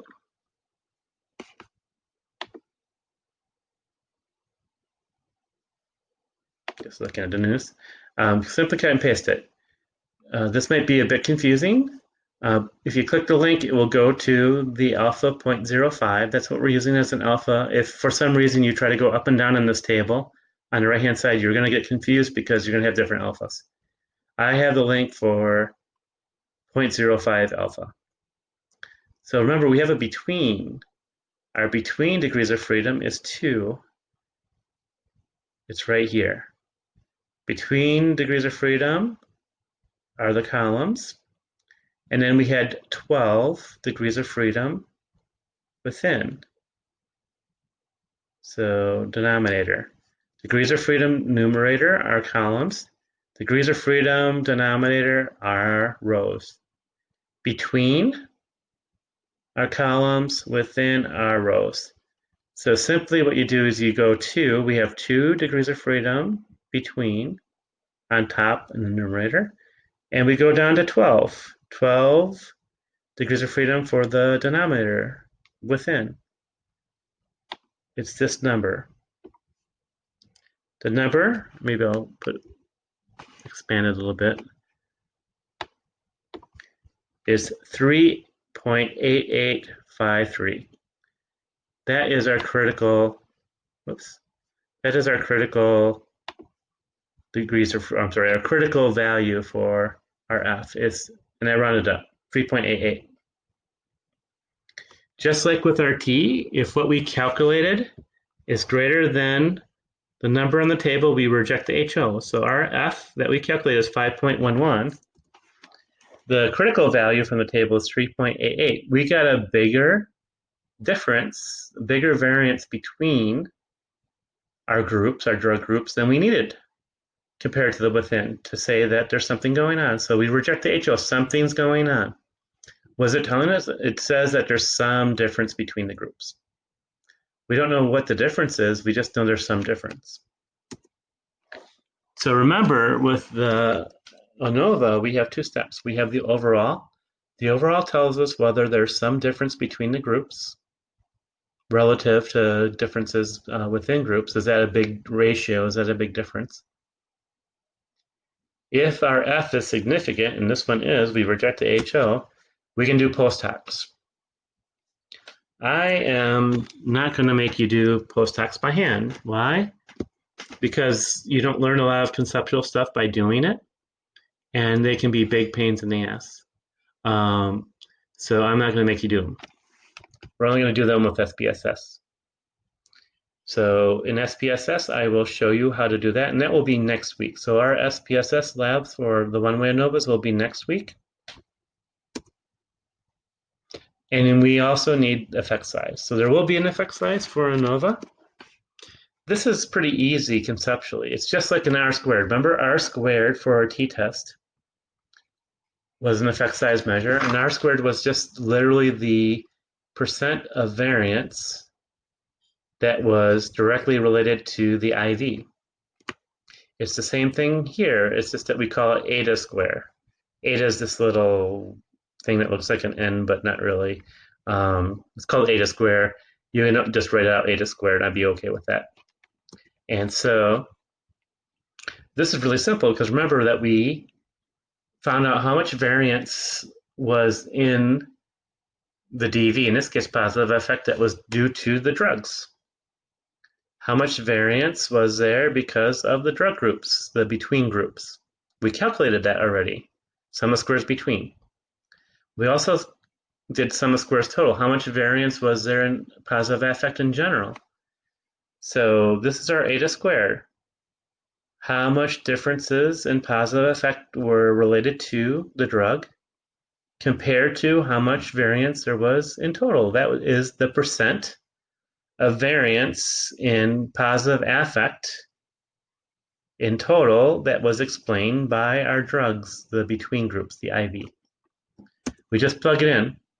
And by the way, here's the interpretation. So 0.01 to 0.05 is small. 0.06 to 0.13 is medium. And anything 0.14 or above are large effect sizes. In this case, this was our sum of squares between. You can go check it if you want to. So sum of squares between, sum of squares total. This ratio, 20.13 divided by 43.73 is, sorry about that, I don't know why this thing does that, is 0.46. So what this is saying is that 46% of the variance in positive emotions was directly linked to the drug. That is a large effect size. I don't think I have it in the write-up, and in the write-up, don't forget to write the effect size was large, comma, eta squared equals 0.46. Don't forget that we have to write up our findings. There's two things that we're adding for two tables. Specifically, we're adding for the ANOVA. One table is the descriptives. So we want this because our t-tests were a little bit different because we just list the t-test. We have two groups or two conditions. We can list the mean and standard deviations. It'd be really easy. In this case, there's 3 or more, so it can get very difficult for the reader. So we do a table. So we have our placebo, low dose, high dose. And this is the mean for positive affect. The average positive affect for the 3 groups, positive emotions, and the standard deviations. Where do those come from? Sorry about this. They come from this table. We have the means, because we took the t divided by number of people, 11 divided by 5, 2.2. We have the means, and then we have the standard deviations. Just take them and plug them in the table, right here. So 3 groups, label the groups, a column for the means, column for the standard deviations. So we just simply say table 1 displays the means and standard deviations of the 3 dosage groups. Table 2 provides the summary table, the ANOVA summary table.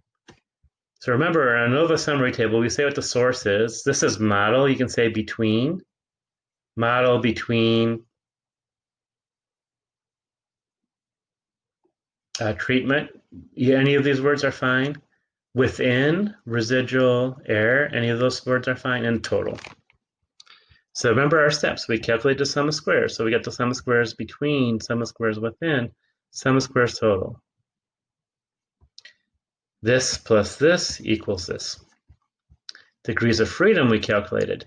Degrees of freedom between, degrees of freedom within, degrees of freedom total. This plus this equals this. Mean squares.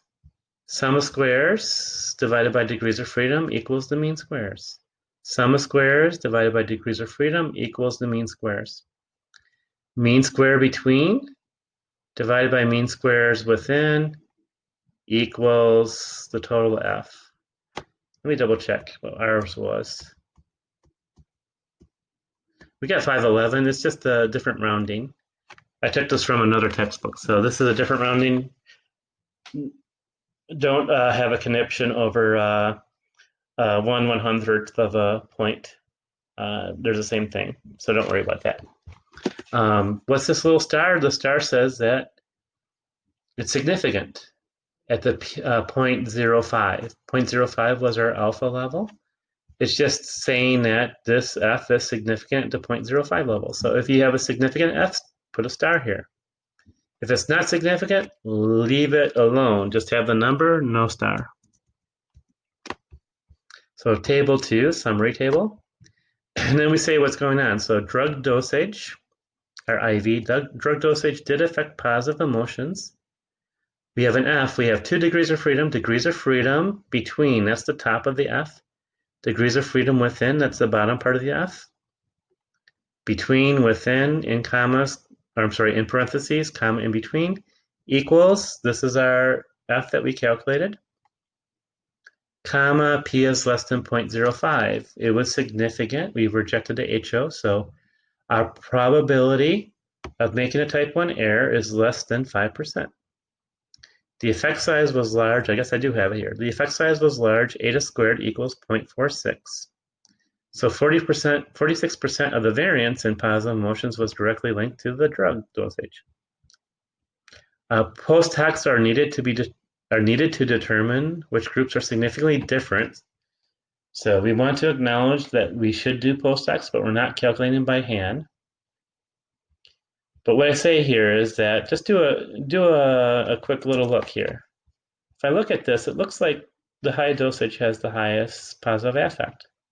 And low and placebo look pretty close together. They're within a standard deviation. So just do this by looking at these. And it's fair because we say that we know we should do post-hocs, but we're not doing it. But when we're looking at the means, it looks like the high dosage relates to higher positive affect versus the other 2 groups. This looks higher than the other 2.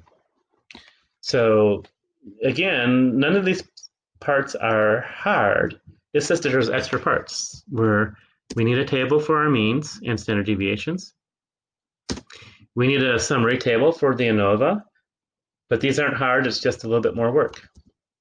And then we have a sentence that's very similar to our t-test sentence, and an effect size that's very similar to our effect size before.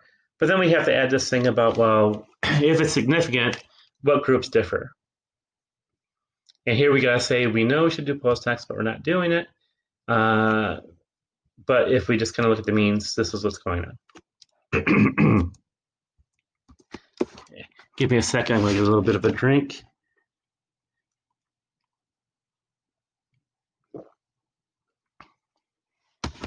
So that's an ANOVA. So it takes longer, obviously, than a t-test, but again, no part is extremely difficult. It's that there's lots of little parts. And so let's do a quick learning check. So let's say that we did analysis of variance and we have a sum of squares total, which is 80. And we found the sum of squares within with 30. What's the sum of squares between? A, B, or C, or D? Pause it, answer this question, turn it back on when you're ready. Okay, this is pretty easy. So sum of squares between would be equal to sum of squares total minus sum of squares within. That equals between. Because remember that sum of squares between plus sum of squares within equals total. So we can reverse it. Sum of squares total minus sum of squares within would equal between. So it should be 80 minus 30 is 50. And yes, it is. And remember, we can see that in the table here. Total minus within equals between.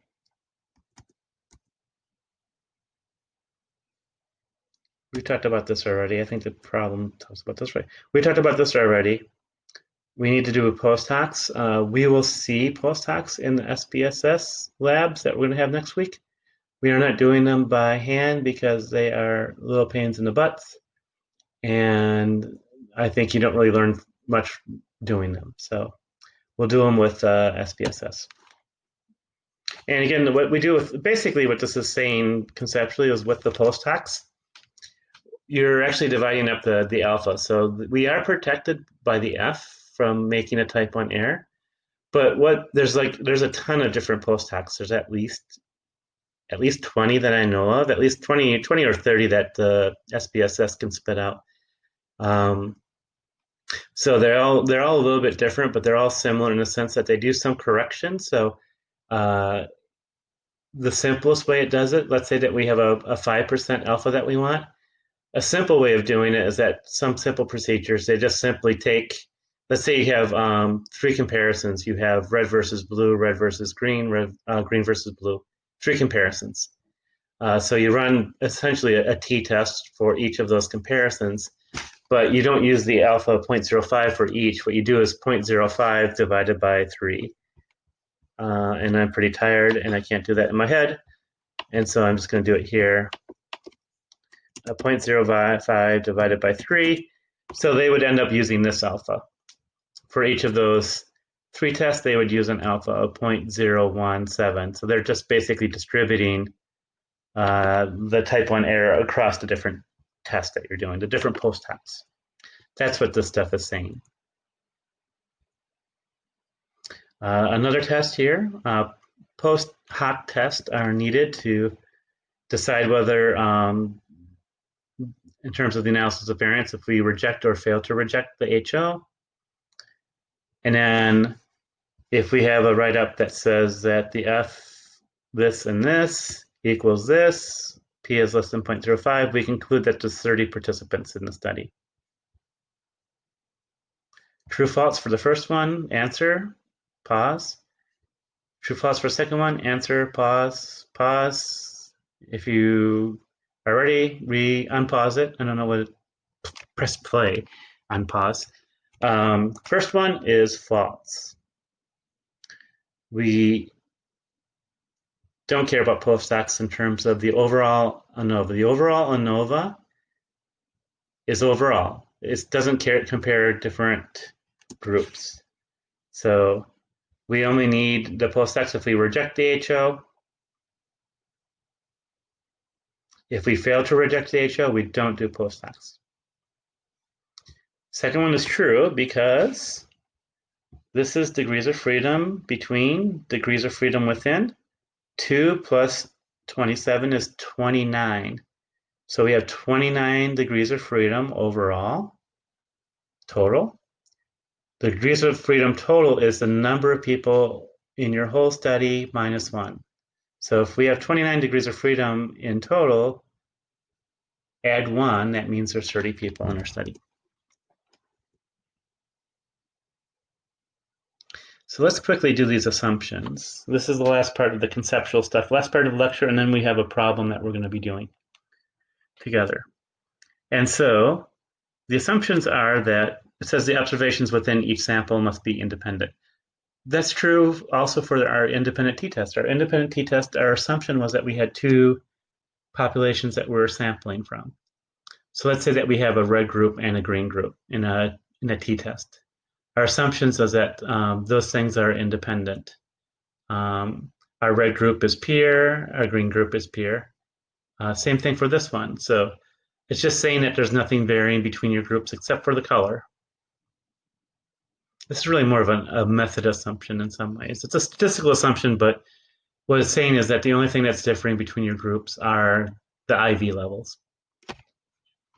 Population from which the samples are selected. Again, there's assumption that in this case, there's 3 samples. So there's a low dosage, high dosage, and a placebo sample. The assumption is that those samples are normally distributed.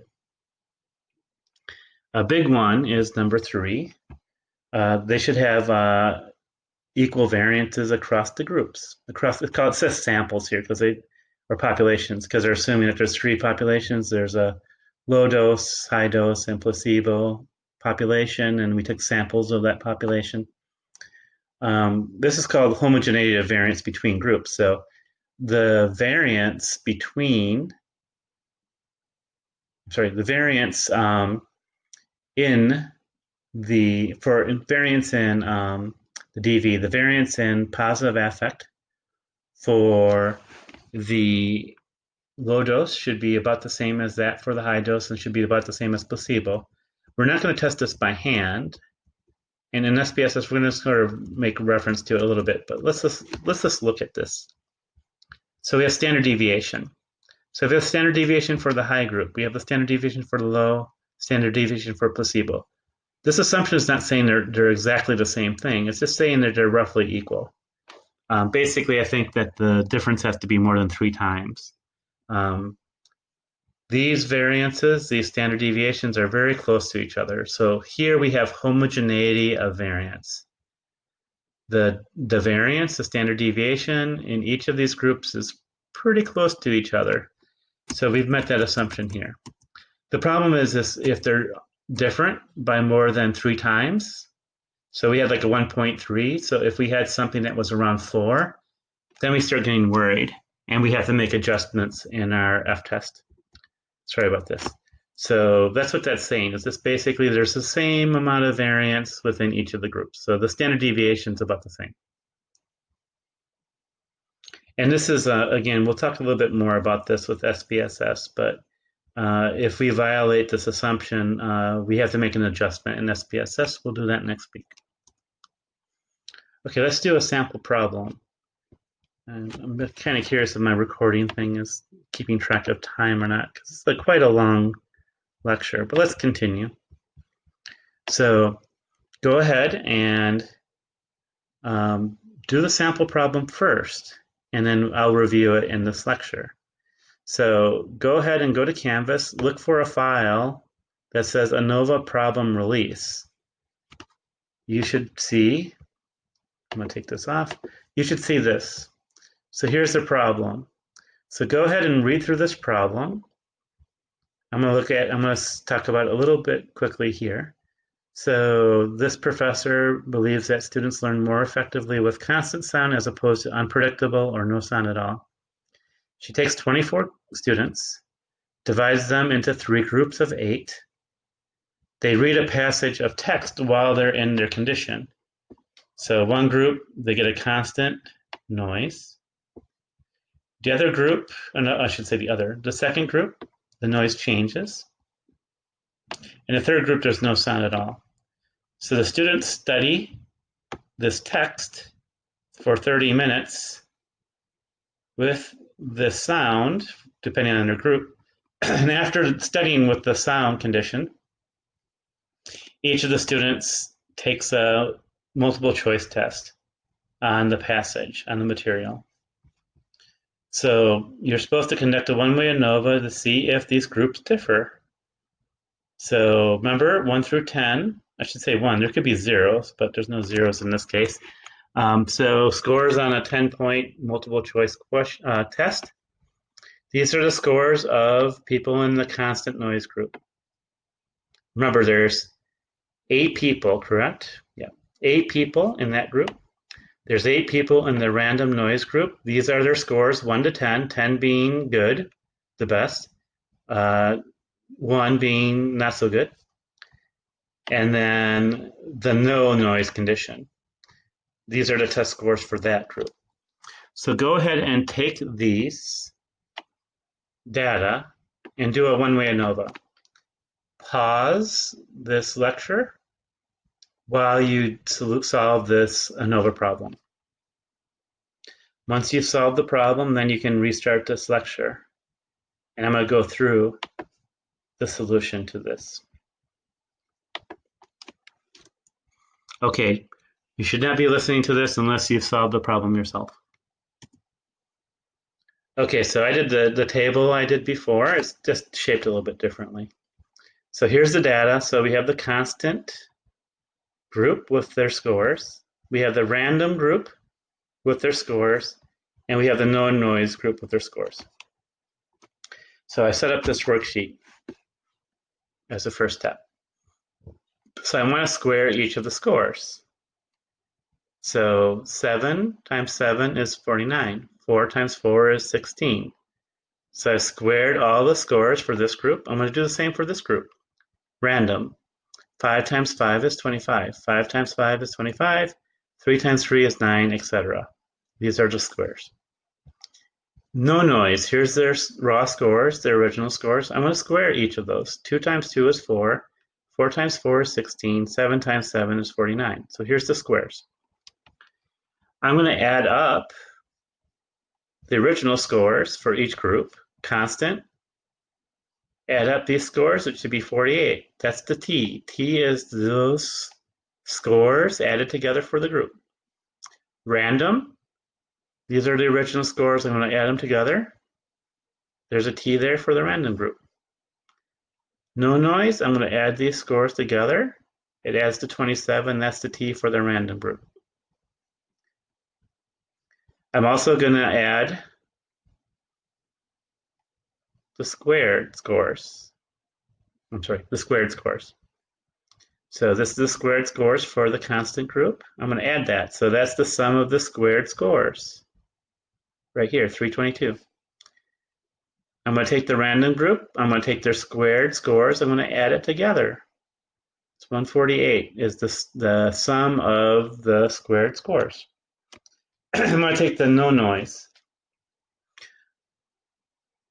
I'm going to take the squared scores for the no noise. I'm going to add them together. That's the sum of the squared scores for no noise, 125. I'm going to get the t squared for each group. So t for constant was 48. 48 times 48 is 2,304. That's the t squared for them. T for the random group, adding those scores together, is 32. 32 times 32 is 1,024.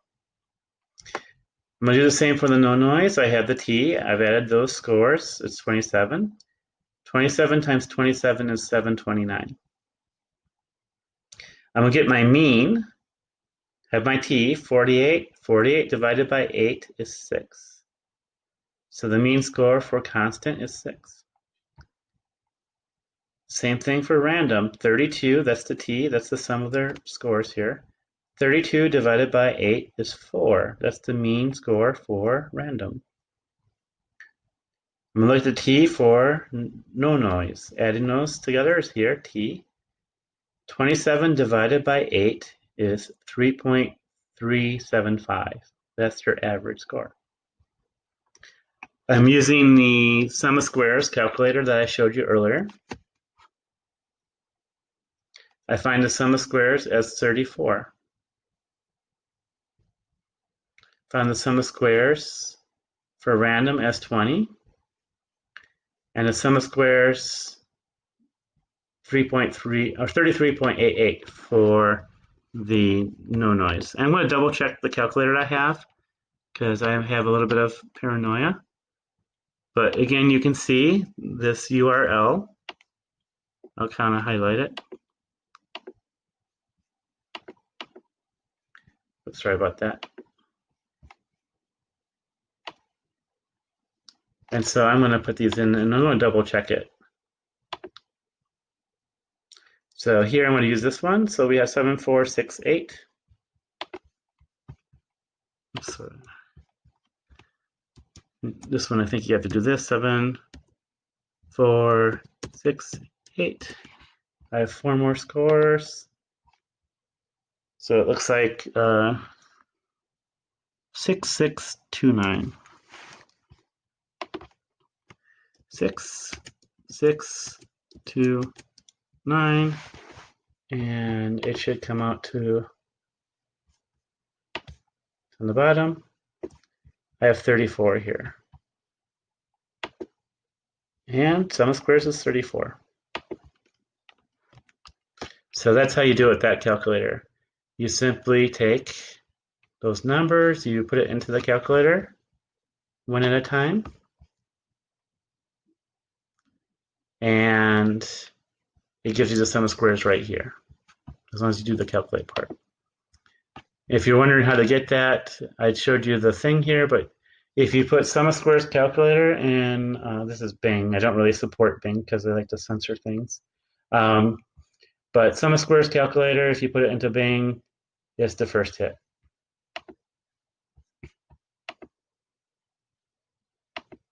So that's how you get the sum of squares. And then the standard deviation, you can use the variance calculator that we used for the last test. It has a standard deviation option on it if you want to. So these two things, sum of squares and standard deviation, you're taking those scores, you're putting it into an online calculator to find it. So once you've done this worksheet, then it's all about plugging things in. So sum of squares total, again, is the sum of x squared minus g squared over capital N. Sum of x squared we have right here. So I squared all of the individual scores for constant, for random, and for no noise, and I added them. So I added these together. The sum of x squared for constant was 322, random 148, no noise 125. 322, 148, 125. Add those together, it's 595. G squared, we just take our t's, because g squared is just adding all these scores together. There's 24 scores here. We don't need to do that because we already added the t's. So t for constant, t for random, t for no noise. So we just simply add 48 plus 32 plus 27. 48 plus 32 plus 27 is 107. 107 times 107 is 11,449. Plug those things in. X squared, sum of x squared, 595. Minus 11,449 divided by 24. Do this division first, and once you've done this, take that, subtract this. You should come up with 117.96 for your sum of squares total. Sum of squares within, it's really easy. We just take the sum of squares for each of the groups and add them together. We got that from the calculator I just showed you. Sum of squares, 34 plus 20 plus 33.88. 34 plus 20 plus 3388. Our sum of squares within then is 87.88. And the final sum of squares that we need to do is the sum of squares between. So sum of squares between is, for each group, we take their t squared, the sum of the scores within the group, square that sum, divide it by the number of people in that group. We do that 3 times. We have 3 groups. We do that ratio 3 times. So we have the t squared in the worksheet that we have right here. We had a t, we squared that. 48 times 48 is this. 32 times 32 is this. 27 times 27 is this. So we have our t squares are 2,304, 1,024, and 729. That's our t squares for our 3 groups. We had 8 people in each group. Remember, the small n is the number of people in the group. So this is saying for every group, take t squared divided by the number of people in that group. T squared for the first group was this. This divided by 8. That's the number of people in the group. T squared for the second group. 1,024. 1,024 divided by 8 is there. Then we add the ratio of 729 t squared for the last group divided by n. Small n is 8. We already did g squared divided by capital N. G squared was 11,449. We had 24 people. 24 people is capital N. Remember your order of operations. Take the ratios first.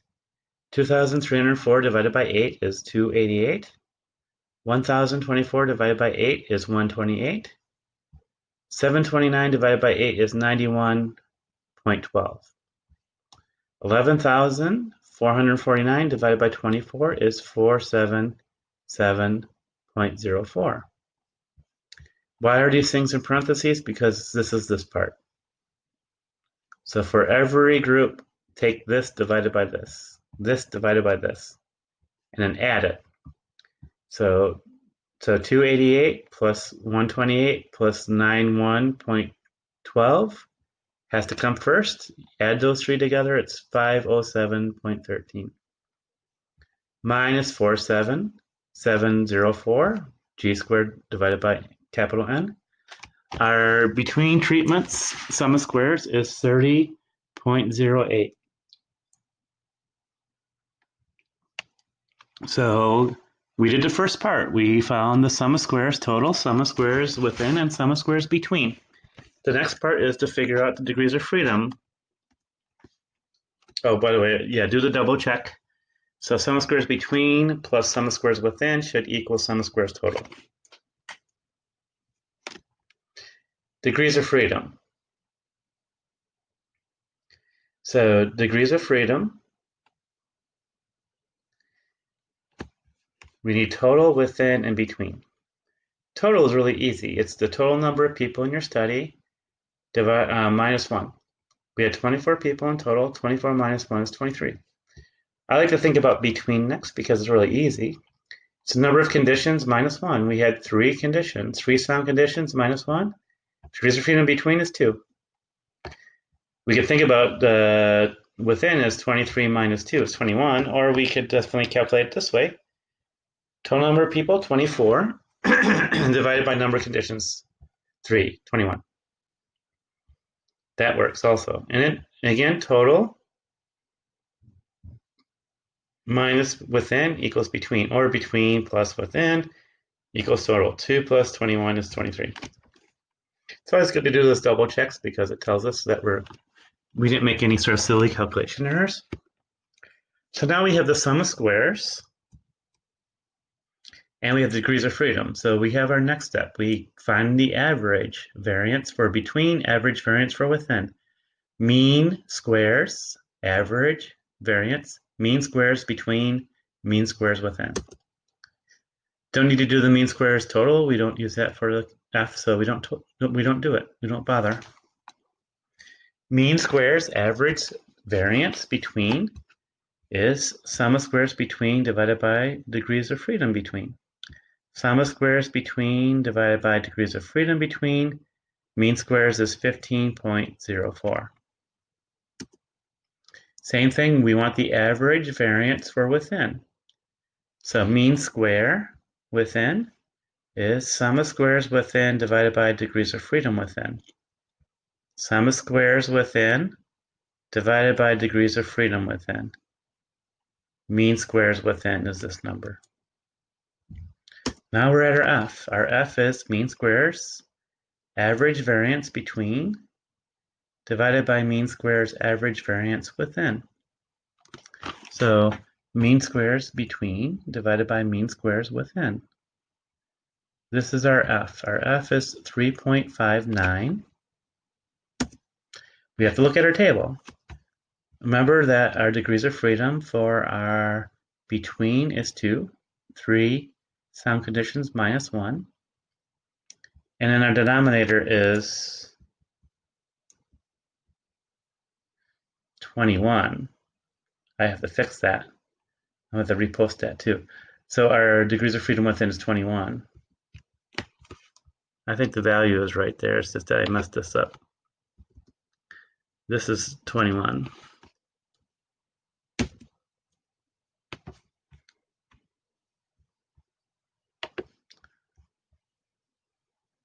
$21, $221. So if we go to our table, and this one I'm gonna decrease it a little bit. So sorry about that. Hope you can see this. So remember, columns are between 2. So I'm going to look for 2, column number 2, and then the rows are the within. So find 2 in the columns, and then go down to 21 in your row. And I'll expand this. So 2 in the column. We have to go 21 in the row. 21 in a row is here. So 2 column, 21 row. We have a number here of 3.47. We can round up.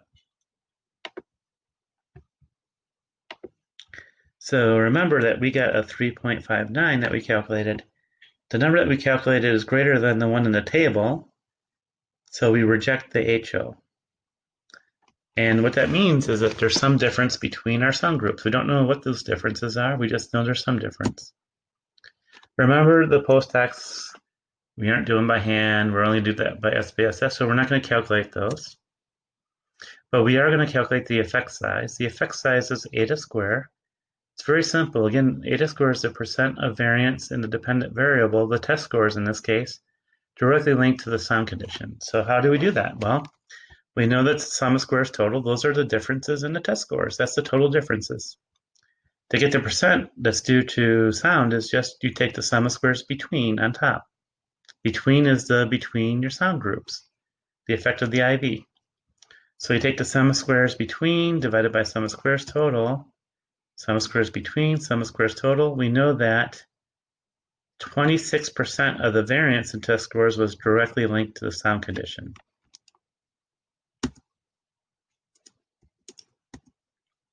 So we write up. The write-up is going to be the same for every single ANOVA that we're going to do for the first 2 lines. Table 1, we're going to make a reference to the means and standard deviations. So table 1, we have the mean and standard deviation for the test scores for the 3 groups, constant, random, and no noise. Then we want to make a reference in the next sentence to table 2, which is our ANOVA summary table. Our ANOVA summary table is simply just from our calculations just now. So our first step was to find the sum of squares between, sum of squares within, sum of squares total. Our next step was we found a degree, and by the way, again, double check. Sum of squares between plus within equals total. Then we do the degrees of freedom. So degrees of freedom between, degrees of freedom within, degrees of freedom total. These add up again. Between plus within equals total. Now we can do our average variance, our mean squares, for between and within. Sum of squares between divided by degrees of freedom between equals mean squares between. Sum of squares within divided by divided by degrees of freedom within equals mean squares within. To get the F, we take the mean squares between divided by mean squares within. Our F was 3.59. We rejected the HO. It was significant. So we put a little star by it saying it's significant at the 0.05 level. Then we put a little description, which will sound quite like our t-test. Sound affected test scores. F, degrees of freedom between, degrees of freedom within, equals our F that we calculated, comma, P is less than 0.05. We rejected the HO, so our probability of a type 1 error is less than 5%. The effect size was large, comma, eta squared equals 0.26. So 26% of the variance in test scores was related to the sound condition. We know that post-hocs are needed to determine which groups are significantly different. We're just telling people we're being honest because we're not going to do them. But we can look at this table. So this table, we can look here, and it looks like that constant noise had a higher test score than random and no noise. And random and no noise don't look any different. They're pretty close together, correct? But the constant noise looks like it's quite bigger. It's almost a whole standard deviation away from the other two groups. Sorry about that. So we can just say, looking at the means, it looks like constant noise was related to higher test scores versus the other two groups. So sentence 1, sentence 2 refers to the two tables we talked about. Sentence 3 is like our t-test interpretation in many ways. Does the independent variable affect the DV? Give the stat stuff. Give the effect size. And then we have to add the stuff about post-hocs. We know we're supposed to do them, we're not doing them, but looking at the means on our tables, this is what it looks like. So hopefully you got that. Again, I think the key to all this is nothing's too difficult as a piece. It's just that there's lots of different pieces. So again, try not to say, oh my gosh, there's so much to do. I'm just going to throw everything in the bowl and I'm going to mix it up and everything's going to be okay, I guess. So if I just kind of do it this way, you just got to say, okay, listen, I know it's going to take me 30 minutes to bake this cake. And I know that I have to just go step 1, follow the instructions, step 2, follow the instructions, step 3, follow the instructions. So again, nothing's really complicated. It's just do it. And I think, again, another key is this worksheet. I think by converting the raw scores into this worksheet, by doing this little worksheet, it gives you everything you need for your formula. So then it's a matter of just plugging things in. And that's it for this lecture. Do attend the online live Q&A sessions if you have questions. And just a reminder, there will be a homework that's due on Canvas. So please make sure that you do the homework. The homework will be due by Sunday night at midnight. So basically, when we're online, the assignments will be due at the end of the week. So again, if you have questions, please join the live sessions. Otherwise, I hope this was useful and helpful to you.